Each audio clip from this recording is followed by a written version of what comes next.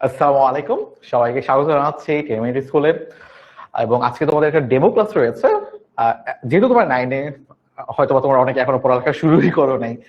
এমন হয় আর কি যে আমরা শুরুতে শুরুতে দেখা যায় একটা মাস দেখতে দেখতে চলে যায়, চোখ বন্ধ করতে এক মাস চলে যায়। আমার এমন হয়েছিল, আমিও যখন নাইনে ছিলাম প্রথম মাসটা আমার খুব একটা পড়া হয়নি। পরবর্তীতে হুশ ফিরছে যে আল্লাহ কি করতেছি, সামনে তোমার কয়েকদিন পর অর্ধবার্ষিক পরীক্ষা, পড়ালেখা শুরু করে ফেলতে হবে। তো আমার মতো মনে হয় তোমরা এখানে অনেকেই আছো যারা এখন পর্যন্ত পড়াশোনা শুরু করো নাই। তো তোমাদের জন্য আমরা একটা ডেমো ক্লাস আয়োজন করছি রেগুলার, সামনে আরো অনেকগুলো ডেমো ক্লাস থাকবে।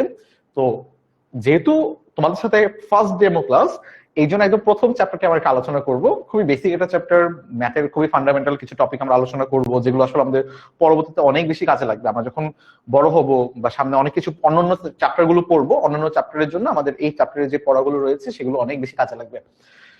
তো তোমরা যারা যারা জয়েন হচ্ছ, তোমাদের সাথে আমি কিছুক্ষণ কথা বলি, তোমাদের সাথে একটু পরিচিত হই। হয়তোবা তোমাদের সাথে আমার আসলে কখনোই দেখা হয়নি, তোমরা হয়তো আমাকে চিনেও না। তো চলো একটু তোমাদের সাথে গল্প করি, তারপর আমার 5-6 মিনিট পরে কিছুক্ষণ কথা বলে আমার ক্লাসটা শুরু করে ফেলবো। বুঝতে পারছো, আজকে ক্লাসটা হবে তোমার হচ্ছে বাস্তব সংখ্যা নিয়ে। মানে তোমাদের ফার্স্ট চ্যাপ্টার যেটা, ওটার একটু মৌলিক আলোচনা করবো আর কি।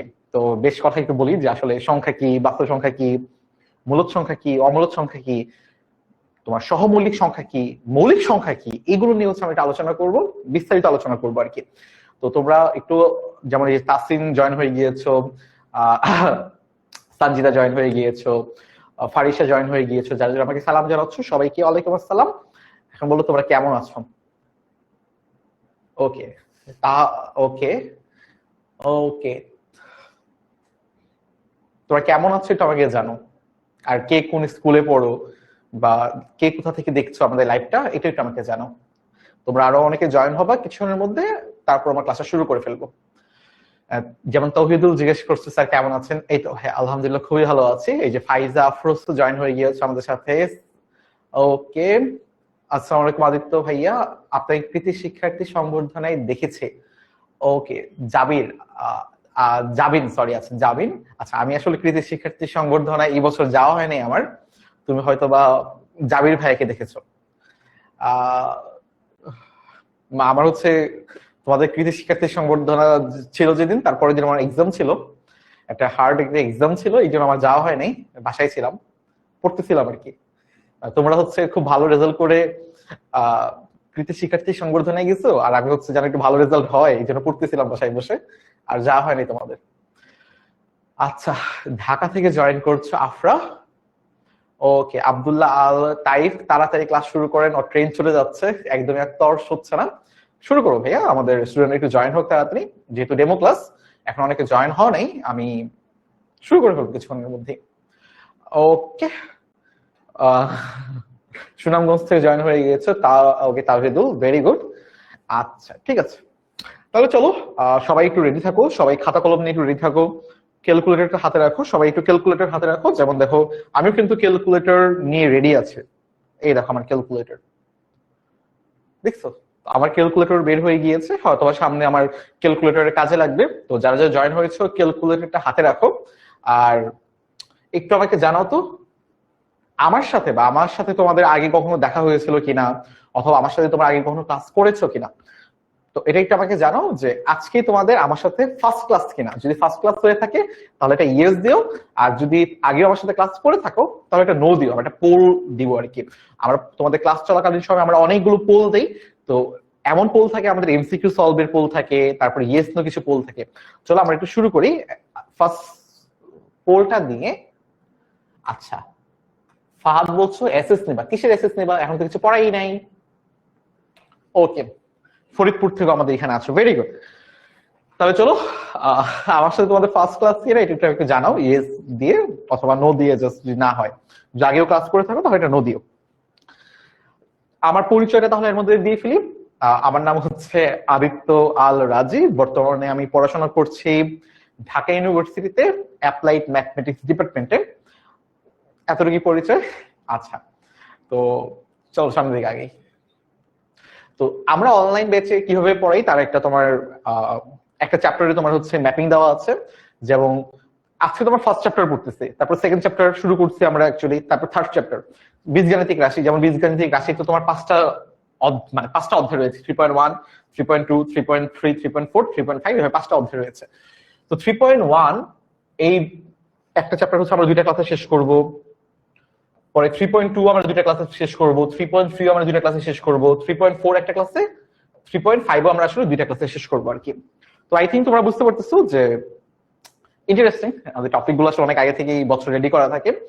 তারপর তোমরা হয়তো এটা জানো যে আমাদের 10 একটা এআই রয়েছে, যেখানে আসলে তোমরা যে কোনো কোশ্চেন, তোমার পড়ার যে কোনো কোশ্চেন জিজ্ঞেস করলেই অ্যান্সার পেয়ে যাবে আর কি। তারপরে এই তো আমাকে কয়েকজন হয়তো বলতেছিল যে কৃতি শিক্ষার্থী সংবর্ধনায় তোমরা ছিলা, রাইট? বাট আমি এখানে ছিলাম না, বাট তোমাদের অনেক ভাইয়াপুরাই কিন্তু এখানে রয়েছে।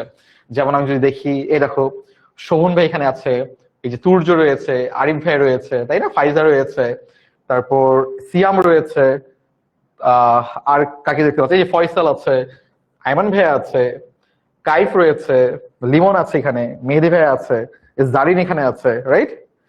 তারপর এখানে যদি দেখো দুর্জয় ভাই আছে, রাইট? আরো অনেকেই আছে। আমি তোমার মনে হয় তোমাদের সাব্বির ভাইকে খুঁজতেছিলাম, বা কেমিস্ট্রির জন্য ফারদিন ভাইয়া আছে হয়তো, বা আমি আর দেখতে পাচ্ছি না আর কি। তো আমি নাই এখানে, যেহেতু হচ্ছে আমি যাওয়া হয়নি আমার। এই তো এটা হচ্ছে কৃতি শিক্ষার্থী সংবর্ধনায় আমাদের 25 সালের, ওকে, এই আর কি। আর আমাদের কিন্তু মাস্টার বুক অলরেডি রেডি হয়ে গেছে, তোমরা জানো যে আমাদের কিন্তু মাস্টার বুক গুলোর কভার, এগুলো মাস্টার বুক গুলোর কয়েকদিনের মধ্যে তোমার স্টুডেন্টরা পেয়ে যাবা। তো তোমরা জানো মাস্টার বুক আমাদের রেডি আছে। এবার চলো আমরা হচ্ছে মূল পড়াই শুরু করি, সেটা হচ্ছে আমাদের বাস্তব সংখ্যা। ইনশাল্লাহ এই বছর যারা যারা কৃতি শিক্ষার্থী সম্ভাবনায় আসতে পারো নাই, নেক্সট ইয়ার কিন্তু আমরা তোমাদেরকে দেখতে চাই। আচ্ছা, এখন বাস্তব সংখ্যা আসলে কি, এটা নিয়ে আমরা আলোচনা করি। সংখ্যা সংখ্যা কি এটা তো আমরা জানি, যে আমরা অঙ্ক কাকে বলি বলতো? 0 থেকে 9 কে আমরা অঙ্ক বলি না? যে তোমার 0, 1, 2, 3, 4, 5, 6, 7, 8, 9, এই 10টা হচ্ছে আমাদের অঙ্ক। আমরা কিন্তু অনেক সময় বলি যে এই অঙ্কটা করো, ওই অঙ্কটা লিখো, ওই অঙ্কটা সলভ করো, এগুলো তো ভুল কথা। অঙ্ক বলতে কিন্তু শুধুমাত্র আমরা 0 থেকে 9 কেই বুঝাই অঙ্ক। আর বাকি যে প্রবলেম গুলো, ওগুলোকে আমরা প্রবলেম বলবো বা গাণিতিক সমস্যা বলবো, ওগুলোকে কখনো আমরা অঙ্ক বলবো না। তো এই ব্যাপারগুলো আমাদের একটু খেয়াল রাখতে হবে, এগুলো ভাষাগত ব্যাপার, খুব বেসিক ব্যাপার। অঙ্ক বলতে শুধুমাত্র আমরা বুঝবো 0 থেকে 9, এটি হচ্ছে আমাদের অঙ্ক। আর ওকে, সমস্যা নাই, আমার বোর্ডে ক্যালকুলেটর আছে। চলো এবার আমরা একটু দেখি আমরা আসলে বাস্তব সংখ্যা বলতে আসলে কি বোঝাই, বা সংখ্যা আসলে কি। সংখ্যা মানে কি, যেগুলো হচ্ছে আমরা মোটামুটি যেগুলো ইউজ করি, যে সংখ্যাগুলো অঙ্ক দিয়ে আমাদের অঙ্কগুলোকে একটু অ্যারেঞ্জ করে আমরা যেই ধরনের সংখ্যাগুলো পাই, এগুলোকে আমরা সবসময় সংখ্যা বলে থাকি। যেমন এগুলো আসলে একটা সংখ্যা। আবার মনে করি যে 45, দুইটা অঙ্ক জোড়া লাগে আমি 45 পাইলাম, এটা একটা সংখ্যা। অথবা 2, 2, 2, 3, 4, 2, 3, 4, এই তিনটা সংখ্যা জোড়া লাগে আমি কত পেলাম, 234, এটা একটা সংখ্যা। এখন বাস্তব সংখ্যা আসলে কি? বাস্তব ব্যাপারটা শুনে তোমার কি মনে হচ্ছে? বাস্তব মানে যেটা আসলে তুমি বাস্তবে কল্পনা করতে পারতেছো, অথবা বাস্তবে তুমি আসলে বুঝতে পারতেছো, মানে বাস্তবে তুমি অনুধাবন করতে পারতেছো, এই ধরনের সংখ্যা। এখন বাস্তব সংখ্যা আসলে কেমন হইতে পারে? আমরা তো পজিটিভ নেগেটিভ এগুলো ব্যাপারগুলোতে ধারণা আছে, তাই না? যেমন চিন্তা করো, মনে করো আমি তোমার জন্য একটা টিস্যু নিচ্ছি। হ্যাঁ, মনে করো এটা হচ্ছে একটা টিস্যু পেপার। ওকে, আমাকে একটু বলো তো এখানে আসলে কয়টা টিস্যু পেপার রয়েছে? ভাইয়া এখানে আসলে একটা টিস্যু পেপার রয়েছে, তাই না? আচ্ছা, তারপর মনে করো আমি হচ্ছে তোমার আরেকটা টিস্যু নিচ্ছে, তাহলে আমার এখানে কয়টা টিস্যু পেপার রয়েছে? ভাই এখানে 2টা টিস্যু পেপার রয়েছে। ঠিক তেমনি ভাবে আমি যদি আরেকটা নিই, তাহলে কয়টা? 3টা। আরেকটা নিই, 4টা। তার মানে আমি আসলে কিছু টিস্যু পেপারকে কাউন্ট করতেছি, 1টা 2টা 3টা 4টা। তাহলে এগুলো কি বাস্তব সংখ্যা হবে? 1, 2, 3, 4, এগুলো বাস্তব সংখ্যা হবে। অথবা 100টা টিস্যু নিলাম, 1000টা টিস্যু নিলাম, সবগুলি বাস্তব সংখ্যা। এখন মনে করো এই টিস্যুটাকে আমি হচ্ছে একদম অর্ধেক করে ছিঁড়ে ফেললাম। তার মানে এটা হচ্ছে আমাদের কয়টা টিস্যু পেপার? একটা টিস্যু পেপারের অর্ধেক, রাইট? 1-এর অর্ধেক, তার মানে কি এটা আসলে হাফ। তাহলে আমরা কি বুঝতেছিলাম, এগুলো কি আমরা কি ধরনের সংখ্যা বলতে পারি? পূর্ণ সংখ্যা বলতে পারি না? পূর্ণ সংখ্যা তো আমরা জানি যেগুলো আসলে ভগ্নাংশ না। এইগুলো কি সংখ্যা? এগুলো কি ভগ্নাংশ সংখ্যা। তার মানে বুঝতেছো তুমি বাস্তব জীবনে কিন্তু আসলে ভগ্নাংশ সংখ্যাটাও দেখতে পারতেছো। এটা কি হাফ টিস্যু না, অর্ধেক টিস্যু, একের অর্ধেক। একের অর্ধেক মানে কি 1/2, মানে অর্ধেক টিস্যু হাফ। এই হাফকেও যদি আমি আরো হাফ করে ফেলি, এই যে আবার ছিঁড়ে ফেললাম, তাহলে দেখো তো এটাকে আমরা কি বলতে পারি, একটা টিস্যুর 1/4 বা এটাকে আমরা বলতে পারি যে 1/4, রাইট? ঠিক তেমনি ভাবে এটাকেও যদি আমরা ছিঁড়ি, আবার কি হয়ে যাবে এতটুকু, এটাকে আমরা বলতে পারি 1/8, তাই না? এই সবগুলো আসলে ভগ্নাংশ সংখ্যা, এবং তুমি দেখতে পাচ্ছ এগুলো কিন্তু আসলে আমি বাস্তবে দেখতে পাচ্ছি, বা বাস্তবে আমি এই সংখ্যাগুলোকে আসলে একটু ফিল করতে পারতেছি, ঠিক আছে? তার মানে আমরা বুঝলাম যে আসলে 1, 2, 3 অথবা হাফ, ভগ্নাংশ সংখ্যা, এই সবগুলো সংখ্যা আসলে তোমার বাস্তব সংখ্যা। যেমন এই দেখো, পূর্ণ সংখ্যা আর এই ভগ্নাংশ সংখ্যা সবই তোমার বাস্তব সংখ্যা। এখন যদি চিন্তা করো যে আমরা আসলে পজিটিভ আর নেগেটিভ সংখ্যাগুলো কিভাবে একটু ফিল করতে পারি। মনে করো এটা তুমি, ঠিক আছে? তোমার কাছে কোনো টাকাই নেই। আচ্ছা, আমরা তো সংখ্যা রেখা বাচ্চাকালে পড়েছি অনেকবার, তাই না? সংখ্যা রেখাগুলো কি কি? এটা মনে করো হচ্ছে একটা নাম্বার লাইন, রাইট? এটা নাম্বার লাইন। নাম্বার লাইনের ঠিক মাঝখানে কি থাকে? শূন্য থাকে। যত ডান দিকে যাব তত কি হবে? পজিটিভ করে বাড়তে থাকবে। মনে আছে কিনা বলো? নাম্বার লাইন গুলো মনে আছে কিনা বলো? এভাবে করে করে করে করে কি যাবে? একদম পজিটিভ ইনফাইনাইট পর্যন্ত যাবে, অসীম পর্যন্ত যাবে। ঠিক তেমনি ভাবে শূন্যর বাম দিকে যাবে তোমার হচ্ছে -1, -2, -3, -4, -5, এবং করতে করতে করতে করতে এটা ঠিক একদম অসীম নেগেটিভ ইনফিনিটি পর্যন্ত যাবে। এখন তুমি চিন্তা করো, মনে করো তোমার কাছে কোনো টাকাই নেই, তোমার কাছে 0 টাকা আছে, কোনো টাকা নেই। কোনো টাকা নেই মানে কি? শূন্য, জিরো, নাথিং, কিছুই নাই তোমার কাছে, 0 টাকা, ঠিক আছে? এখন মনে করো তোমার খুব দয়ালু একজন বন্ধু আছে, তোমার খুব ভালো একটা বন্ধু রয়েছে। সেই বন্ধু হচ্ছে তোমাকে, তুমি বন্ধুর থেকে কিছু টাকা ধার নিলা, যে বন্ধু তুমি আমাকে 5টা টাকা দাও। কি বললো? যে বন্ধু তুমি আমাকে 5টা টাকা দাও, আমি একটু বিজনেস করব। তোমার বন্ধু খুবই ভালো, তো তোমার বন্ধু তোমাকে 5টা টাকা দিল, যে নাও বাবু 5টা টাকা নাও। এখন তুমি কিন্তু 5টা টাকা ঋণে আছো। আমার অনেক সময় ঋণ বলি না, ঋণগ্রস্ত। ঋণগ্রস্ত মানে কি? ঋণগ্রস্ত মানে হচ্ছে এমন একটা টাকা নিলাম যেটা আসলে আমার ছিলই না। তার মানে আমার কাছে 0 টাকা ছিল, এবার আমি 5 টাকা ঋণ নিলাম। ঋণ নেওয়া মানে কি? আমার কাছে এখন আসলে যে -5 টাকা আছে, আমি ঋণে আছে বা নেগেটিভে আছে। আমার বন্ধুর এই 5 টাকাটাকে আমাকে আসলে শোধ করতে হবে, পরিশোধ করতে হবে 5 টাকা। তারপর আমি আবার জিরোতে আসবো। তারপর আমার বিজনেস করে যদি লাভ হয়, বিজনেস করে মনে করো আমি আরো 5 টাকা লাভ করলাম, তখন আমি মনে করো আবার 5-এ আসবো আর কি। তাহলে মূল কথা হচ্ছে আসলে আমাদের বাস্তব জীবনে অথবা ব্যাংকে অথবা টাকা পয়সা হিসাব যখন করতে যাই, তখন কিন্তু আসলে আমাদের ঋণাত্মক নাম্বারটা কিন্তু কাজে লাগে। যেমন মনে করো তোমার কাছে কত টাকা আছে, তুমি তোমার বন্ধু থেকে 5 টাকা ঋণ নেওয়ার পরে আমি তোমাকে এখন বলতে পারি তোমার কাছে কত টাকা আছে। 5 টাকা আছে, ওই 5 টাকা আসলে তোমার। তোমার কি টাকা ফেরত দিতে হবে তোমার ফ্রেন্ডকে? তাহলে অ্যাকচুয়ালি তোমার কাছে আসলে -5 টাকা, মানে 5 টাকা তুমি ধার করেছো কারো থেকে, তুমি শূন্যতে ছিলা, তুমি 5 টাকা ধার করার পরে ঋণাত্মকে চলে গেছো। তুমি যখন বিজনেসটা শুরু করলো অনেক কঠোর পরিশ্রম করে, তুমি তোমার বন্ধুকে 5 টাকা পরিশোধ করে দিলা, তখন তুমি আবার জিরোতে আসবা, আবার পরিশ্রম করে তুমি আবার 5 টাকা ইনকাম করলে তুমি আবার পজিটিভে চলে যাবে আর কি। তার মানে আমরা বুঝলাম যে আসলে 5 টাকা নয়, $1,000,000 নিয়ে কাজ করব। তুমি শুরুতে যদি $1,000,000 নিয়ে কাজ করা শুরু করো, তোমার পুরো $1,000,000টাই ওয়েস্ট চলে যাবে। তো সবসময় মাথায় রাখবা, স্টার্ট করবা সবসময় ছোট থেকে, সবসময় একদম ছোট থেকে স্টার্ট করবা। আস্তে আস্তে এই 5টা টাকাটাকেই আস্তে আস্তে এই ইনফিনিট পর্যন্ত নিয়ে যাবা, $1,000,000-এ নিয়ে যাবা। শুরুতে যদি তুমি কল্পনা করো যে তুমি প্রথমেই $1,000,000 ইনভেস্ট করে ফেলবা, ওই $1,000,000 তোমার কে দিবে? এত ভালো বন্ধু তোমার থাকার কথা না, বা এত ভালো মানুষ থাকার কথা না।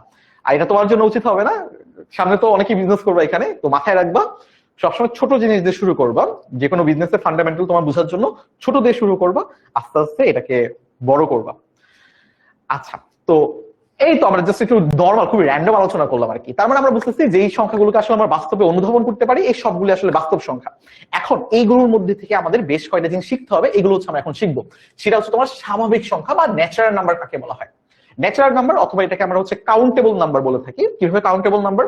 ধরে নাও এই যে আমি একটু আগে তোমাকে টিস্যু গনাইলাম না, যে একটা টিস্যু, 2টা টিস্যু, 3টা টিস্যু, 4টা টিস্যু, এইভাবে গনাইলাম না তোমাকে, টিস্যু গুলো গনাইলাম না। এইগুলি হচ্ছে countable number. Countable number count কোথা থেকে শুরু হয়? শুরু হয় 1 থেকে।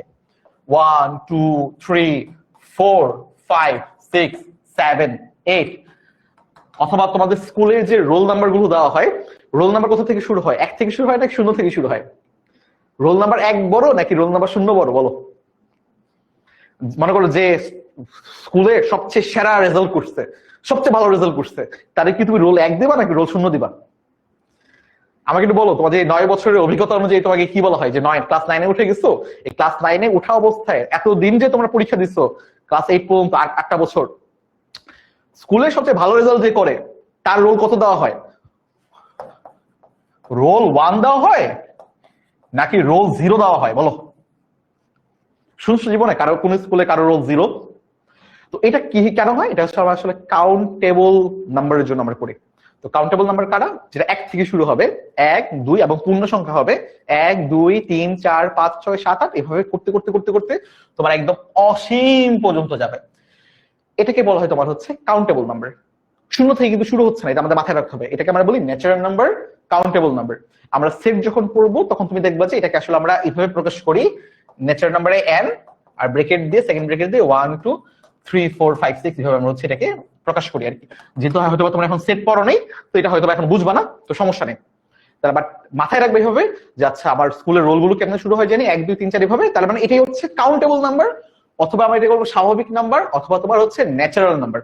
সবসময় আমাদের ন্যাচারাল নাম্বার, স্বাভাবিক নাম্বার এটা মাথায় রাখতে হবে। তোমার কোশ্চেন থাকবে যে নিচের কোনটি ন্যাচারাল নাম্বার, বিভিন্ন সেট দেওয়া থাকবে, তখন তোমার হচ্ছে এই যে আব্দুল্লাহ আল তাইফ হচ্ছে ওর স্কুলে 0 দিয়ে শুরু হয়। সবাই তো আব্দুল্লাহ আল তাইফকে চিনে রাখো, এই যে রিয়নের 0 দিয়ে শুরু হয়। বাহ, তোমাদের স্কুলগুলোর নাম একটু বলে রাখো, আমি একটু দেখবো তোমাদের স্কুলের সবচেয়ে ভালো রেজাল্ট যে করে তার 0 দিয়ে কেন শুরু হয়।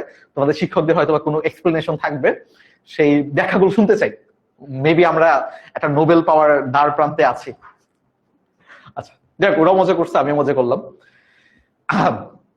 তারপর তোমার হচ্ছে ভাই আমাদের শিখতে হবে মৌলিক নাম্বার, বা আমাদের আসলে প্রাইম নাম্বার কারা। তো প্রাইম নাম্বার কি? প্রাইম নাম্বার হচ্ছে ওই নাম্বার গুলো যেই সংখ্যার শুধুমাত্র তোমার 2টা উৎপাদক থাকবে। 2টা উৎপাদক থাকবে। উৎপাদক মানে কি আসলে?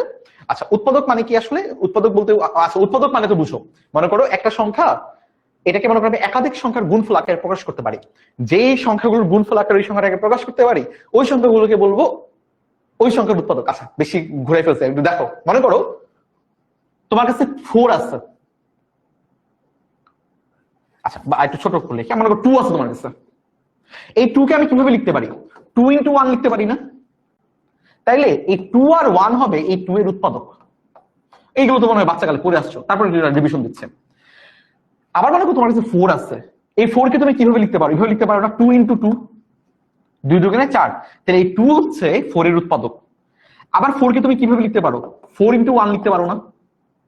4 দুগুণে 4 একে 4। তাহলে এই 4 আর 1 ও তোমার হচ্ছে 4 এর উৎপাদক।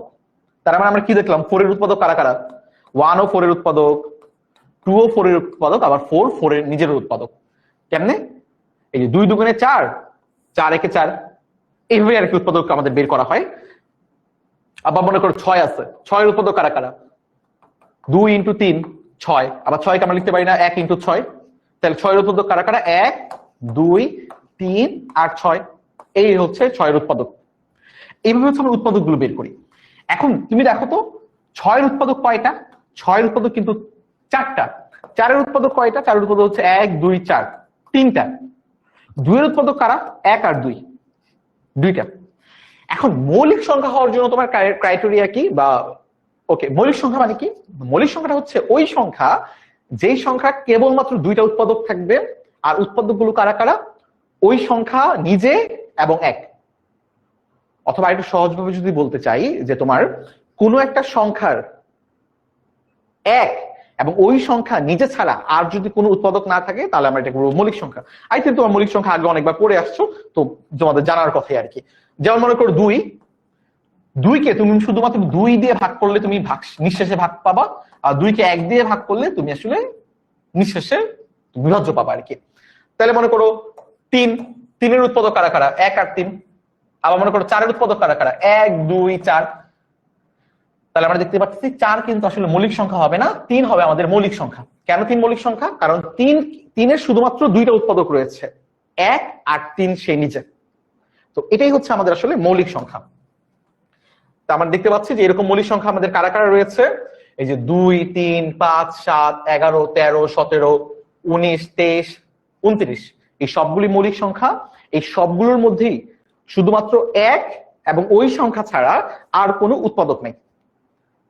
এই হচ্ছে আমাদের মৌলিক সংখ্যা, এবং সবচেয়ে ছোট মৌলিক সংখ্যা হচ্ছে আমাদের 2, এবং একমাত্র জোড় মৌলিক সংখ্যা হচ্ছে আমাদের 2। রিয়ন বলছে বুঝলাম না, কোন পার্টটা বুঝছো না একটু আমাকে বলো। তোমরা কি মৌলিক সংখ্যা আগে কখনো পড়ো নাই? মৌলিক সংখ্যা জীবনও পড়ো নাই? এটা আমাকে একটু পড়লে একটু জানাও তো, তোমরা মৌলিক সংখ্যা আগে থেকে পড়ছো কিনা। ভালো করে বুঝান সারা। সারাকে এখানে, আমার নাম তাদিত্য। এটা আগে বলো তো, মৌলিক সংখ্যা তোমরা আগে কখনো পড়েছো কিনা? স্যার কয়টা বাজে ক্লাস শেষ হবে? ক্লাস শেষ হবে আমাদের 8টার সময়, আমাদের 1.5 ঘন্টা ক্লাস হয়। মৌলিক সংখ্যা তোমাদের আগে থেকে পড়ে আসার কথা, এই জন্য আমি আসলে ওইভাবেই পড়াচ্ছি। আমি জানি তোমাদের আগে থেকে পড়া আছে, কারণ মৌলিক সংখ্যা কিন্তু ক্লাস 6-7 থেকে পড়ানো হয়, তোমরা এখন 9-এ পড়ো, তো তোমাদের জানার কথা। যদি না জানো আমি আর একটু ভালো করে পড়াবো। নুসরাত জাহান খুবই এংরি বলছো, কি ক্লাস এগুলো? এটা ভাই আমাদের জেনারেল ম্যাথের ক্লাস এবং আমাদের প্রথম চ্যাপ্টারের ক্লাস, বাস্তব সংখ্যার ক্লাস। আই থিঙ্ক তুমি রং ক্লাসে চলে আসছো।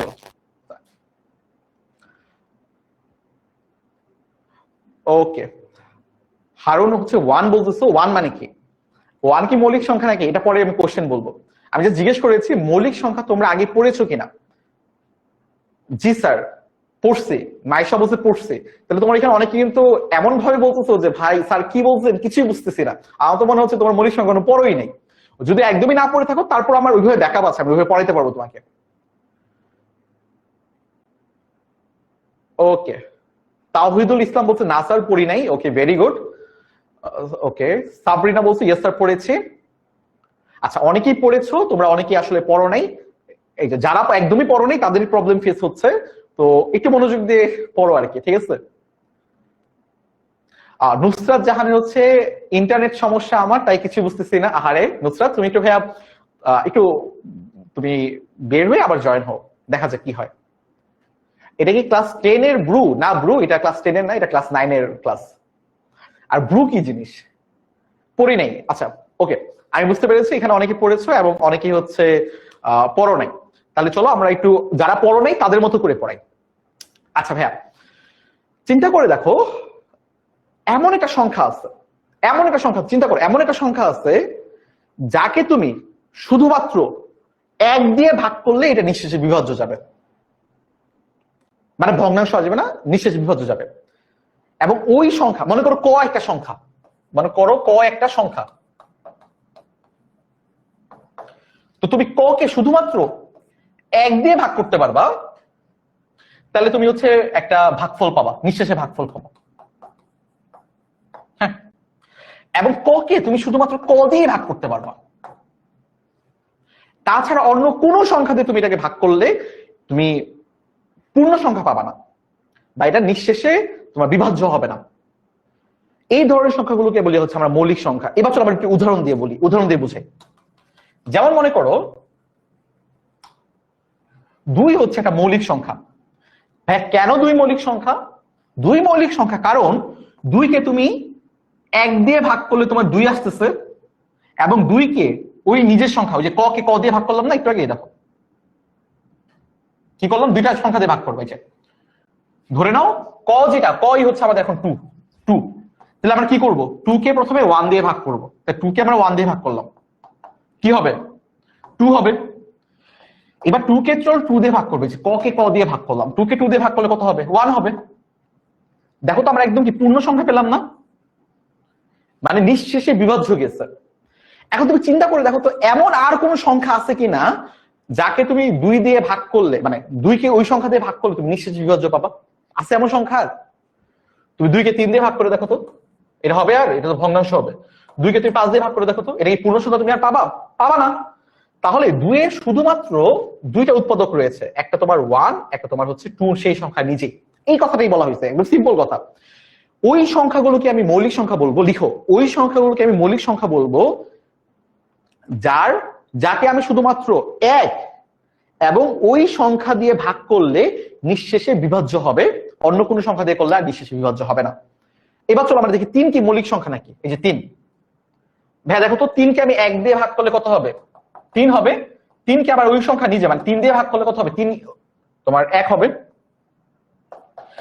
এখন তুমি কল্পনা করো তো 3কে তুমি আর কোন সংখ্যা দিয়ে ভাগ করলে নিঃশেষ বিভাজ্য পাও। মনে করো 3কে তুমি 2 দিয়ে ভাগ করতে চাও, দেখো তো ভাইয়া কত পাও, 1.5 পাবা না? পূর্ণ সংখ্যা পাইছো? নিঃশেষ বিভাজ্য গেছে? যায় নাই তো। তার মানে আমরা বলবো 3ও আসলে মৌলিক সংখ্যা। এবার তুমি কল্পনা করো 4কে, দেখো তো ভাইয়া 4কে তুমি 1 দিয়ে ভাগ করলে কত হয়? 4 হয়। আবার 4কে তুমি যদি 4 দিয়ে ভাগ করো তাহলে কত হবে? 1 হবে। এখন তোমার মাথায় আসতে হবে যে 4কে কি আর কোন সংখ্যা দিয়ে ভাগ করলে নিঃশেষ বিভাজ্য যায় কিনা? ভাইয়া তো যায়। 4কে কিন্তু 2 দিয়ে ভাগ করলে নিঃশেষ বিভাজ্য যায়। তাহলে কত? যে 2। তাহলে কি 4 কি মৌলিক সংখ্যা হবে? মৌলিক সংখ্যা হওয়ার কন্ডিশন কি ছিল? শুধুমাত্র 1 এবং ওই সংখ্যা নিজেকে দিয়ে ভাগ করলে আমার নিঃশেষ বিভাজ্য হইতে হবে, অন্য কোন সংখ্যা দিয়ে ভাগ করলে নিঃশেষ বিভাজ্য হওয়া যাবে না। কিন্তু 4-এর জন্য আমরা দেখলাম যে আসলে 4-এর 1 এবং ওই সংখ্যা ছাড়াও আরেকটা সংখ্যা আছে যেটা কিনা 2, যার মাধ্যমে 4 নিঃশেষ বিভাজ্য যায়। তাহলে আমরা বলবো 4 মৌলিক সংখ্যা না। ঠিক এমনি ভাবে 5-এর জন্য ট্রাই করে দেখো, দেখবে 5 তোমার মৌলিক সংখ্যা। 6-এর জন্য ট্রাই করে দেখো, 6-কে দেখো 6কে তুমি 1 দিয়ে ভাগ করলে কত হয়? 6 হয়। আবার 6কে 6 দিয়ে ভাগ করলে তোমার হচ্ছে 1 হয়। এবার দেখো তো 6কে 1 আর 6 ছাড়া আর কোন সংখ্যা দিয়ে ভাগ করলে তুমি পূর্ণ সংখ্যা পাও কিনা ভাগফল। যেমন 6কে মনে করো আমি 2 দিয়ে ভাগ করলাম, কত পেলাম? হ্যাঁ 3 পাইলাম। আবার 6কে মনে করো আমি 3 দিয়ে ভাগ করলাম, কত পেলাম? 2 পাইলাম। তাহলে মানে 2 আর 3 এমন সংখ্যা আছে যেটা দিয়ে আসলে 6কে আমি ভাগ করতে পারি। 1 আর 6 ছাড়াও 2 আর 3 এমন সংখ্যা আছে যেটা দিয়ে আমি 6কে ভাগ করতে পারি। তাহলে 6 হবে না মৌলিক সংখ্যা। একবার অনেক প্র্যাকটিসের ব্যাপার, এখন তোমার অনেক বেশি প্র্যাকটিস করতে হবে। সবগুলো সংখ্যা ধরে ধরে, যারা একদমই নতুন তোমাদের এখন অনেক বেশি প্র্যাকটিস করতে হবে। সবগুলো সংখ্যা ধরে ধরে তোমার চেক করতে হবে, একটু বোঝার চেষ্টা করতে হবে। আমার মোটামুটি আমি বুঝাই ফেলছি। এখন ভাই তোমার এই সংখ্যাগুলো নিয়ে চেক করতে হবে যে তারা মৌলিক সংখ্যা কি না। এগুলো মৌলিক সংখ্যা, বাট তোমার এখন যে কোনো সংখ্যা দিয়ে তুমি চেক করবা যে এটা কি মৌলিক সংখ্যা কিনা। আশা করি বুঝতে পারছো, এটা আমাকে জানো। এবার মৌলিক সংখ্যা কারা কারা বুঝতে পেরেছো কি? তাহলে মৌলিক সংখ্যা কি পাইলাম আমরা? যে মৌলিক সংখ্যা হওয়ার জন্য আমরা আসলে জাস্ট 2টা মাত্র উৎপাদক হওয়া লাগবে কোন একটা সংখ্যার, সেটা কি 1 এবং ওই সংখ্যা নিজে। তাছাড়া অন্য কোনো উৎপাদক যদি থাকে বা অন্য কোনো সংখ্যা যদি আমি ভাগ করি, যদি এটা বিভাজ্য হয়ে যায় তাহলে এটা মৌলিক সংখ্যা হবে না। ঠিক আছে, ওকে। আশা করি তোমরা এবার বুঝতে পেরেছো। এটা কিন্তু খুবই ইজি টপিক। তারপর দেখলাম তোমরা অনেকে নাকি এটা পড়ে আসোনি কখনো, তার জন্য একটু দেখাই দিলাম। আচ্ছা, এবার যৌগিক সংখ্যা। যৌগিক সংখ্যা হচ্ছে যেগুলো আসলে তোমার 2 এর অধিক তোমার হচ্ছে উৎপাদক থাকবে আর কি। তো আচ্ছা চলো,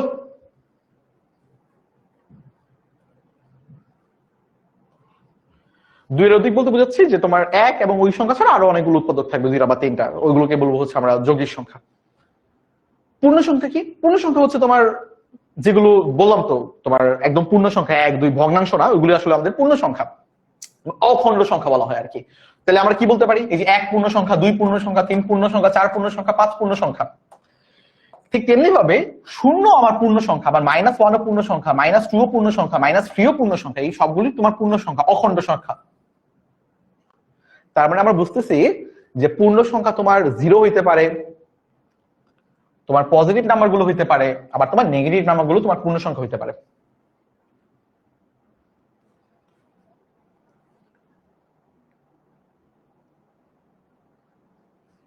ঠিক আছে ভাইয়ারা?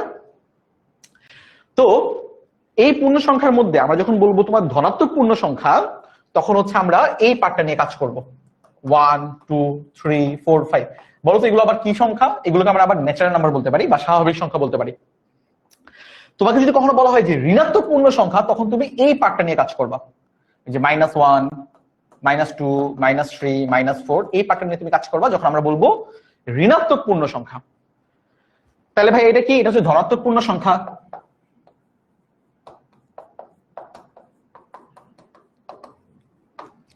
আর এটা হচ্ছে ভাই ঋণাত্মক পূর্ণ সংখ্যা।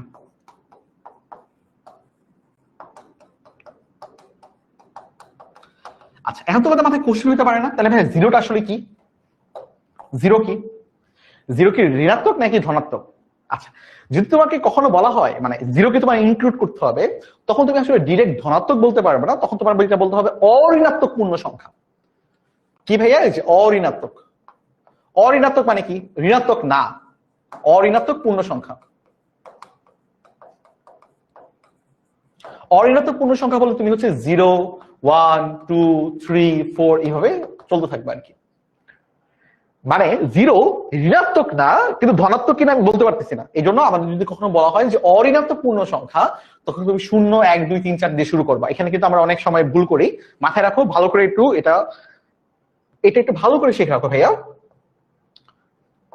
এই তিনটা জিনিস ভালো করে শিখে রাখো। ধনাত্মক পূর্ণ সংখ্যা কি? 1 2 3 4 5, যেটা 1 থেকে শুরু হচ্ছে এটাকে বলবো আমরা ধনাত্মক পূর্ণ সংখ্যা। মাথায় রাখো, ভালো করে দেখো। আর ঋণাত্মক পূর্ণ সংখ্যা কারা? এই যে -1 -2 -3 -4 -5 -6 এভাবে করতে করতে আপ টু ∞ পর্যন্ত, এটাকে বলা হয় হচ্ছে ঋণাত্মক পূর্ণ সংখ্যা। আর অঋণাত্মক পূর্ণ সংখ্যা যখন আমাকে বলা হবে তখন আমি এটাকে 0 ইনক্লুড করব। তোমরা প্যাচ লাগাবা এই দুটার মধ্যে, এটা আর এটা, ধনাত্মক পূর্ণ সংখ্যা আর অঋণাত্মক পূর্ণ সংখ্যার মধ্যে। মাথায় রাখবা ধনাত্মক পূর্ণ সংখ্যা বললে আমি এখানে 0 কে ইনক্লুড করব না, কিন্তু অঋণাত্মক পূর্ণ সংখ্যা বললে আমি 0 কে ইনক্লুড করব। 0 সহ 1 2 3 4 5 6, এটা কিন্তু আমাদের এমসিকিউ তে আসবে এবং এটা কিন্তু অনেক ধরা খাবা তোমরা। আশা করি বুঝতে পেরেছো। ওকে চলো। ওকে, বলছে স্যার এগুলো জানি, ভেরি গুড, জানলে তো খুবই ভালো। এই দেখো ঋণাত্মক পূর্ণ সংখ্যা তোমার এখানে দেওয়া আছে, ধনাত্মক পূর্ণ সংখ্যা, তারপর ঋণাত্মক পূর্ণ সংখ্যা, তারপর অঋণাত্মক পূর্ণ সংখ্যা, এগুলো কিন্তু আমাদের খুব ইম্পর্টেন্ট। এবার চলো আজকের ক্লাসের সবচেয়ে ইম্পর্টেন্ট টপিক আমরা এখন পড়বো, সেটা হচ্ছে তোমার সহমৌলিক সংখ্যা অথবা কো প্রাইম নাম্বার। আমরা একটু আগে শুধুমাত্র প্রাইম নাম্বার শিখেছি, এবার হচ্ছে কো প্রাইম নাম্বার আমরা শিখবো, বা সহমৌলিক সংখ্যা। এই ব্যাপারটা কি? সহজ ভাষায় যদি আমরা বলি, সহমৌলিক সংখ্যা বা দুইটা সংখ্যা, আমরা সহমৌলিক সংখ্যা তুলনা করতে পারবো আর কি, মানে দুইটা সংখ্যা পরস্পর সহমৌলিক কি সহমৌলিক না আমরা এটা বের করবো। তার মানে সহমৌলিক সংখ্যা বের করার জন্য আমার আসলে দুইটা সংখ্যা লাগবে। যেমন মনে করো মৌলিক সংখ্যা, কোন একটা সংখ্যা মৌলিক সংখ্যা মৌলিক সংখ্যা না, এটা কিন্তু জানার জন্য আমার আসলে একটা ওই সংখ্যাটা জানলেই হইতো। এখন সহমৌলিক সংখ্যাটা আসলে আমরা তুলনা করি দুইটা সংখ্যার মধ্যে, যে দুইটা সংখ্যা পরস্পর সহমৌলিক কি সহমৌলিক না। মাথায় রাখো সহমৌলিক হওয়ার জন্য মৌলিক সংখ্যা হইতে হবে এটা কিন্তু নেসেসারি না, বুঝো ব্যাপারটা। সহমৌলিক হওয়ার জন্য মৌলিক হওয়া লাগবে না, সহমৌলিক সংখ্যা হওয়ার জন্য মৌলিক সংখ্যা হওয়া লাগবে না, আমাদের নর্মাল যৌগিক সংখ্যাও সহমৌলিক হইতে পারে। চিন্তা করো কি ভাবে সহমৌলিক সংখ্যাটা আসলে কি। সহমৌলিক সংখ্যাটা হচ্ছে, মনে করো দুইটা সংখ্যা আছে 2 আর 3, আমরা এবার হচ্ছে উৎপাদক বের করব। 2 এর উৎপাদক কে কে বলতো? 2 এর উৎপাদক হচ্ছে 1 আর 2। এবার আমরা মনে করো 3 এর উৎপাদক বের করবো। 3 এর উৎপাদক কে আর কারা বলতো? 1 আর 3 না ভাইয়া? সহমৌলিক সংখ্যা হচ্ছে ওই সংখ্যা যে দুইটা সংখ্যার মধ্যে এক ব্যতীত আর কোনো কমন উৎপাদক থাকবে না। দেখো এখানে আমাদের উৎপাদক কি কি আছে? 2 এর উৎপাদক হচ্ছে 1 আর 2, 3 এর উৎপাদক কত? 1 আর 3। তাহলে দেখো তো এদের কমন উৎপাদক কি? শুধুমাত্র 1 না? 1 ছাড়া তাদের আর কোনো কমন উৎপাদক নাই, তাহলে আবার বলবো 2 আর 3 পরস্পর সহমৌলিক সংখ্যা। আচ্ছা এবার তোমাদের মনে হইতে পারে যে ভাইয়া তাহলে একটু দেখি তো সহমৌলিক না এটা কেমন। আচ্ছা আগে সহমৌলিক গুলো শেষ করি। মনে করো 2 আর 5 আছে, তোমার 2 আছে আর 5 আছে। 2 আর 5 কি পরস্পর সহমৌলিক কিনা? প্রথমে কি করব? 2 এর উৎপাদক বের করব। 2 এর উৎপাদক মানে কি? 1 আর 2।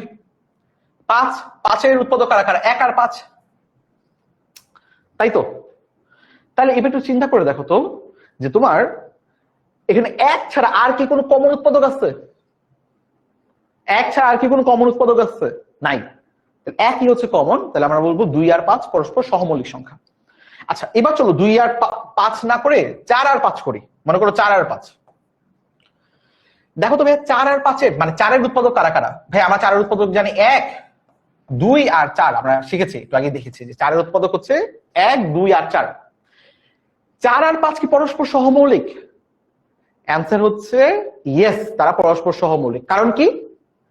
1 ছাড়া তাদের আর কোনো কমন উৎপাদক নাই। দেখো এখানে 1 আছে, এখানেও 1 আছে, এখানে 2 আছে বাট এখানে 2 নাই, এখানে 4 আছে কিন্তু এখানে 4 নাই, আবার এখানে 5 আছে কিন্তু এখানে 5 নেই। তার মানে তাদের একটা কমন উৎপাদক, সেটা মাত্র 1, এই জন্য তারা সহমৌলিক। আচ্ছা এবার মনে করো তোমার কাছে মনে হইতে পারে যে তাহলে ভাই সহমৌলিক ছাড়া আর কে কে আছে? মনে করো এমন আছে 4 আছে আর 6 আছে। ভাই 4 এর উৎপাদক কারা কারা? 1 2 আর 4 নিচে, 6 এর উৎপাদক কারা কারা? 1 2 3 আর 6 নিজে, তাই তো? এখন কোশ্চেন হচ্ছে 4 আর 6 কি পরস্পর সহমৌলিক কি সহমৌলিক না? সহমৌলিক হওয়ার কন্ডিশন কি ছিল? শুধুমাত্র একটা কমন উৎপাদক থাকবে, সেটা হচ্ছে 1। শুধুমাত্র একটা কমন উৎপাদক থাকবে 1, যদি তা হয় তাহলে সহমৌলিক। আর যদি একাধিক কমন উৎপাদক থাকে তাহলে সহমৌলিক না। খেয়াল করে দেখো তো 4 আর 6 এর উৎপাদক গুলো কাকা কে কে? 1 2 4 আর 6 এর জন্য হচ্ছে 1 2 3 6, 6 গেল এই যে 6। খেয়াল করে দেখো 4 এর উৎপাদক 1, 6 এর উৎপাদক 1, এতটুকু হলে ঠিক ছিল। কিন্তু দেখতে পাচ্ছি এখানে আরেকটা কমন উৎপাদক আছে, সেটা হচ্ছে তোমার 2, এই যে 2। তার মানে আমরা বুঝে গেলাম যে 4 আর 6 এর দুইটা কমন উৎপাদক আছে, একটা 1 আর একটা 2। তার মানে এটা আসলে সহমৌলিক সংখ্যা হবে না, রাইট? তাহলে এটা তোমার সহমৌলিক সংখ্যা হবে না। এবার চলো আমরা, মানে ইন্টারেস্টিং ব্যাপার হচ্ছে আমরা আসলে ক্যালকুলেটরের মাধ্যমে খুব ইজিলি এটা বের করতে পারি। অ্যাকচুয়ালি মানে কি, এটা আসলে কি হয় দেখো। দেখো মনে করো এই যে কি করবা তোমরা চেক করার জন্য, কি করবা তোমরা চেক করার জন্য না ভাগ করে ফেলবা। এই যে 2 আর 3, 2 আর 3 কে ভাগ করে ফেলবা, 2 আর 3 ভাগ করে ফেললা। পরে 4 আর 5 কে ভাগ করে ফেলবা, এই যে 4 আর 5 কে ভাগ করে ফেলবা। দেখবা তারা আর কোনো কাটাকাটি যায় না, যেহেতু তাদের মধ্যে 1 ছাড়া আর কোনো কমন উৎপাদক নাই, তার মানে তারা কাটাকাটি যেতে পারে না। কিন্তু একটু আগে যে আমরা লিখলাম যে 4 আর 6, এই 4 আর 6 কে তুমি যদি ভাগ করো, তুমি কিন্তু দেখবা তারা কিন্তু 2 দিয়ে কাটা যায়। এই 4 কে 2 দিয়ে কাটলে 2 হয়, আর 6 কে 2 দিয়ে কাটলে 3 হয়, মানে 2/3। কেমনে কাটাকাটি গেল? এই যে তাদের কমন উৎপাদক আছে 2, এই 2 আসলে 2 দিয়ে কাটা চলে যায়। তার মানে আমরা বুঝলাম যে কোনো দুইটা সংখ্যার যদি সহমৌলিক কি সহমৌলিক এটা আমাকে চেক করতে বলা হয়, তাহলে আমাদের কি করতে হবে? দুইটা সংখ্যাকে ভাগ করে দেখবো। তুমি চাইলে এটা ক্যালকুলেটরের হেল্প নিতে পারো। ভাগ করে আমরা দেখবো যে এরা কাটাকাটি যায় কিনা। যদি কাটাকাটি চলে যায় তাহলে আমরা বলবো এটাকে সহমৌলিক, পরস্পর সহমৌলিক না। এই যে তাহলে 4 আর 6 পরস্পর সহমৌলিক না, যে তারা কাটাকাটি গিয়ে 2/3 হয়ে গেছে। যে কোনো দুইটা সংখ্যা নেই, মনে করো আমরা বলতেছি 15 আর মনে করো 12, এরা কি সহমৌলিক কি সহমৌলিক না? দেখো ভাগ করে তুমি দেখবা যে তুমি কত পাচ্ছ, 5/4 পেয়ে যাচ্ছ। তার মানে তাদের আসলে 1 ছাড়াও আরো কমন উৎপাদক আছে, যার ফলে তারা কাটাকাটি চলে যায়। আর আমরা এটাকে বলতে পারবো যে আসলে তারা সহমৌলিক না। সেটা বড় করে দিই, এটা দেখো 5, দেখো এখানে লিখলে তোমার এখানে দেখতে পারবা। তাহলে সহজ ভাষায় কি, যে কোনো দুইটা সংখ্যা সহমৌলিক কি সহমৌলিক না, এটা তোমার বের করার জন্য তোমার কি করতে হবে? ওই দুটো সংখ্যাকে ভাগ করে দেবো। ক্যালকুলেটরে যদি দেখি কাটাকাটি চলে যাচ্ছে, তাহলে বলবো এটা সহমৌলিক না। আর কাটাকাটি যদি না যায়, তাহলে বলবো তারা আসলে সহমৌলিক। যেমন মনে করো তোমার 85 আর মনে করো তোমার হচ্ছে 56, এই দুইটা সংখ্যা কি পরস্পর সহমৌলিক কি সহমৌলিক না বলো? একে হচ্ছে সহমৌলিক, 2 হচ্ছে সহমৌলিক নয়। এবার আমার তোমাকে অ্যান্সার বলো, আমি তোমাকে একটা পোল দিব, পোলের মাধ্যমে তোমরা আমাকে একটু অ্যান্সার জানাও যে তারা কি সহমৌলিক কি সহমৌলিক না। ওকে, আমি একটা পোল দিচ্ছি, তোমরা রেডি থাকো। যেভাবে শিখিয়েছি এভাবে চেক করে দেখো যে এটা সহমৌলিক কি সহমৌলিক না।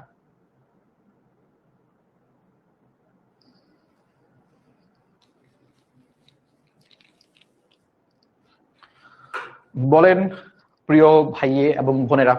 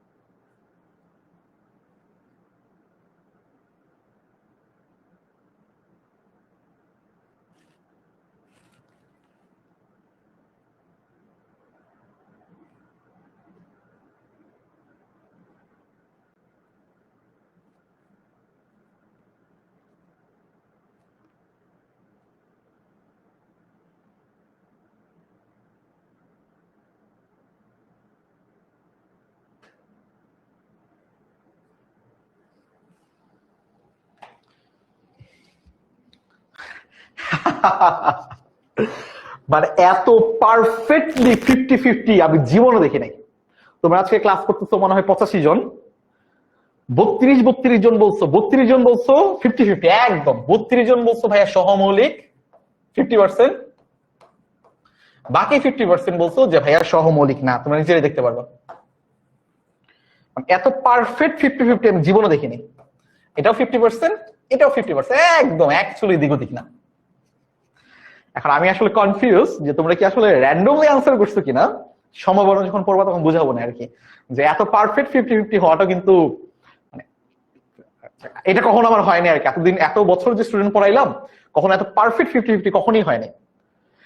আচ্ছা এবার একটু বুঝো আমরা কি বলছিলাম, যে যদি দুটো সংখ্যা আমরা দেখি, এই যে 85 আর 56, বলছে দুটো সংখ্যা কি সহমৌলিক কি সহমৌলিক, এটা চেক করার জন্য। এখন পরীক্ষার হলে তো আমার এত টাইম থাকবে না, আমি উৎপাদক গুলো বের করবো, উৎপাদক গুলো বের করে দেখবো যে কারা কারা কমন আছে, একের অধিক কমন আছে কিনা। ডিরেক্ট আমরা কি করব, ক্যালকুলেটরটা নিয়ে ফেলবো।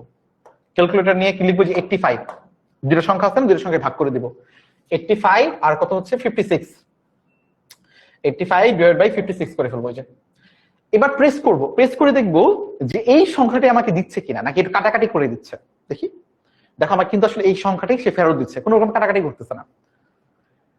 যেহেতু কোনো রকম চেঞ্জ হয় নাই, মানে কোনো রকম কাটাকাটি যায় নাই, তার মানে তুমি বুঝতেছো এটা এক ব্যতীত আর কোনো তার উৎপাদক নাই, বা কমন কোনো উৎপাদক নেই, মানে তার কাটাকাটি যাইতে পারে নাই।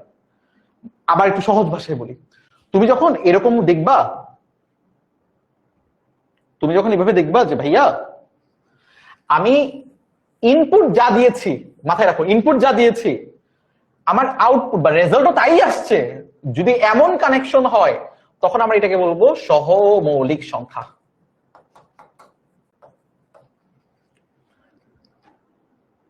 তাহলে কি হবে, এটা কি সংখ্যা, এটা ভাইয়া সহমৌলিক সংখ্যা, পরস্পর সহমৌলিক সংখ্যা। আচ্ছা এবার মনে করি এখানে 55 নাই, সরি 56 নাই, আছে 55, 55 আছে। এবার বলো কি হবে, চলো আবার দিই,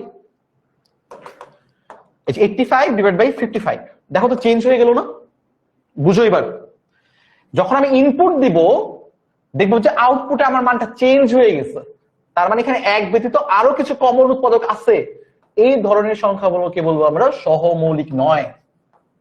মাথায় রাখো, এভাবে একটু সুন্দর করে লিখে রাখো, তাহলে মনে করো যে পরবর্তী দেখলো আর তোমরা চেঞ্জ মানে কনফিউজ হবা না আর কি। বলো এবার হয়েছে কিনা, এবার দিই, এবার একটু তোমাদের পোল দিই, এবার দেখি নিজেরা বলতে পারো কিনা, কারণ সহমৌলিক কি সহমৌলিক না এটা এটা বুঝতে পারাটা আমাদের অনেক বেশি ইম্পর্টেন্ট। তোমাদের এই ক্লাসটা নেওয়া হয়েছে তো অলরেডি, তো অনেক স্টুডেন্ট সহমৌলিক কি সহমৌলিক নেই এটাতে অনেক বেশি সাফার করছে, যেমন তোমরা 50-50 হয়ে গেছো, যদি এত পারফেক্ট 50-50 কখনই হয় নাই। যাই হোক, আমি তোমাকে আরেকটা দিচ্ছি, আরো দুটো সংখ্যা দিচ্ছি, আমাকে একটু জানো যে সহমৌলিক কি সহমৌলিক না, যে কোনো একটা সংখ্যা দিই। মনে করো 89 আর মনে করো তোমার হচ্ছে 57। হ্যাঁ, এই দুটো সংখ্যা কি সহমৌলিক কি সহমৌলিক না আমাকে জানো, আমি তোমাকে এখনই পোল দিচ্ছি একটা, সিম্পল।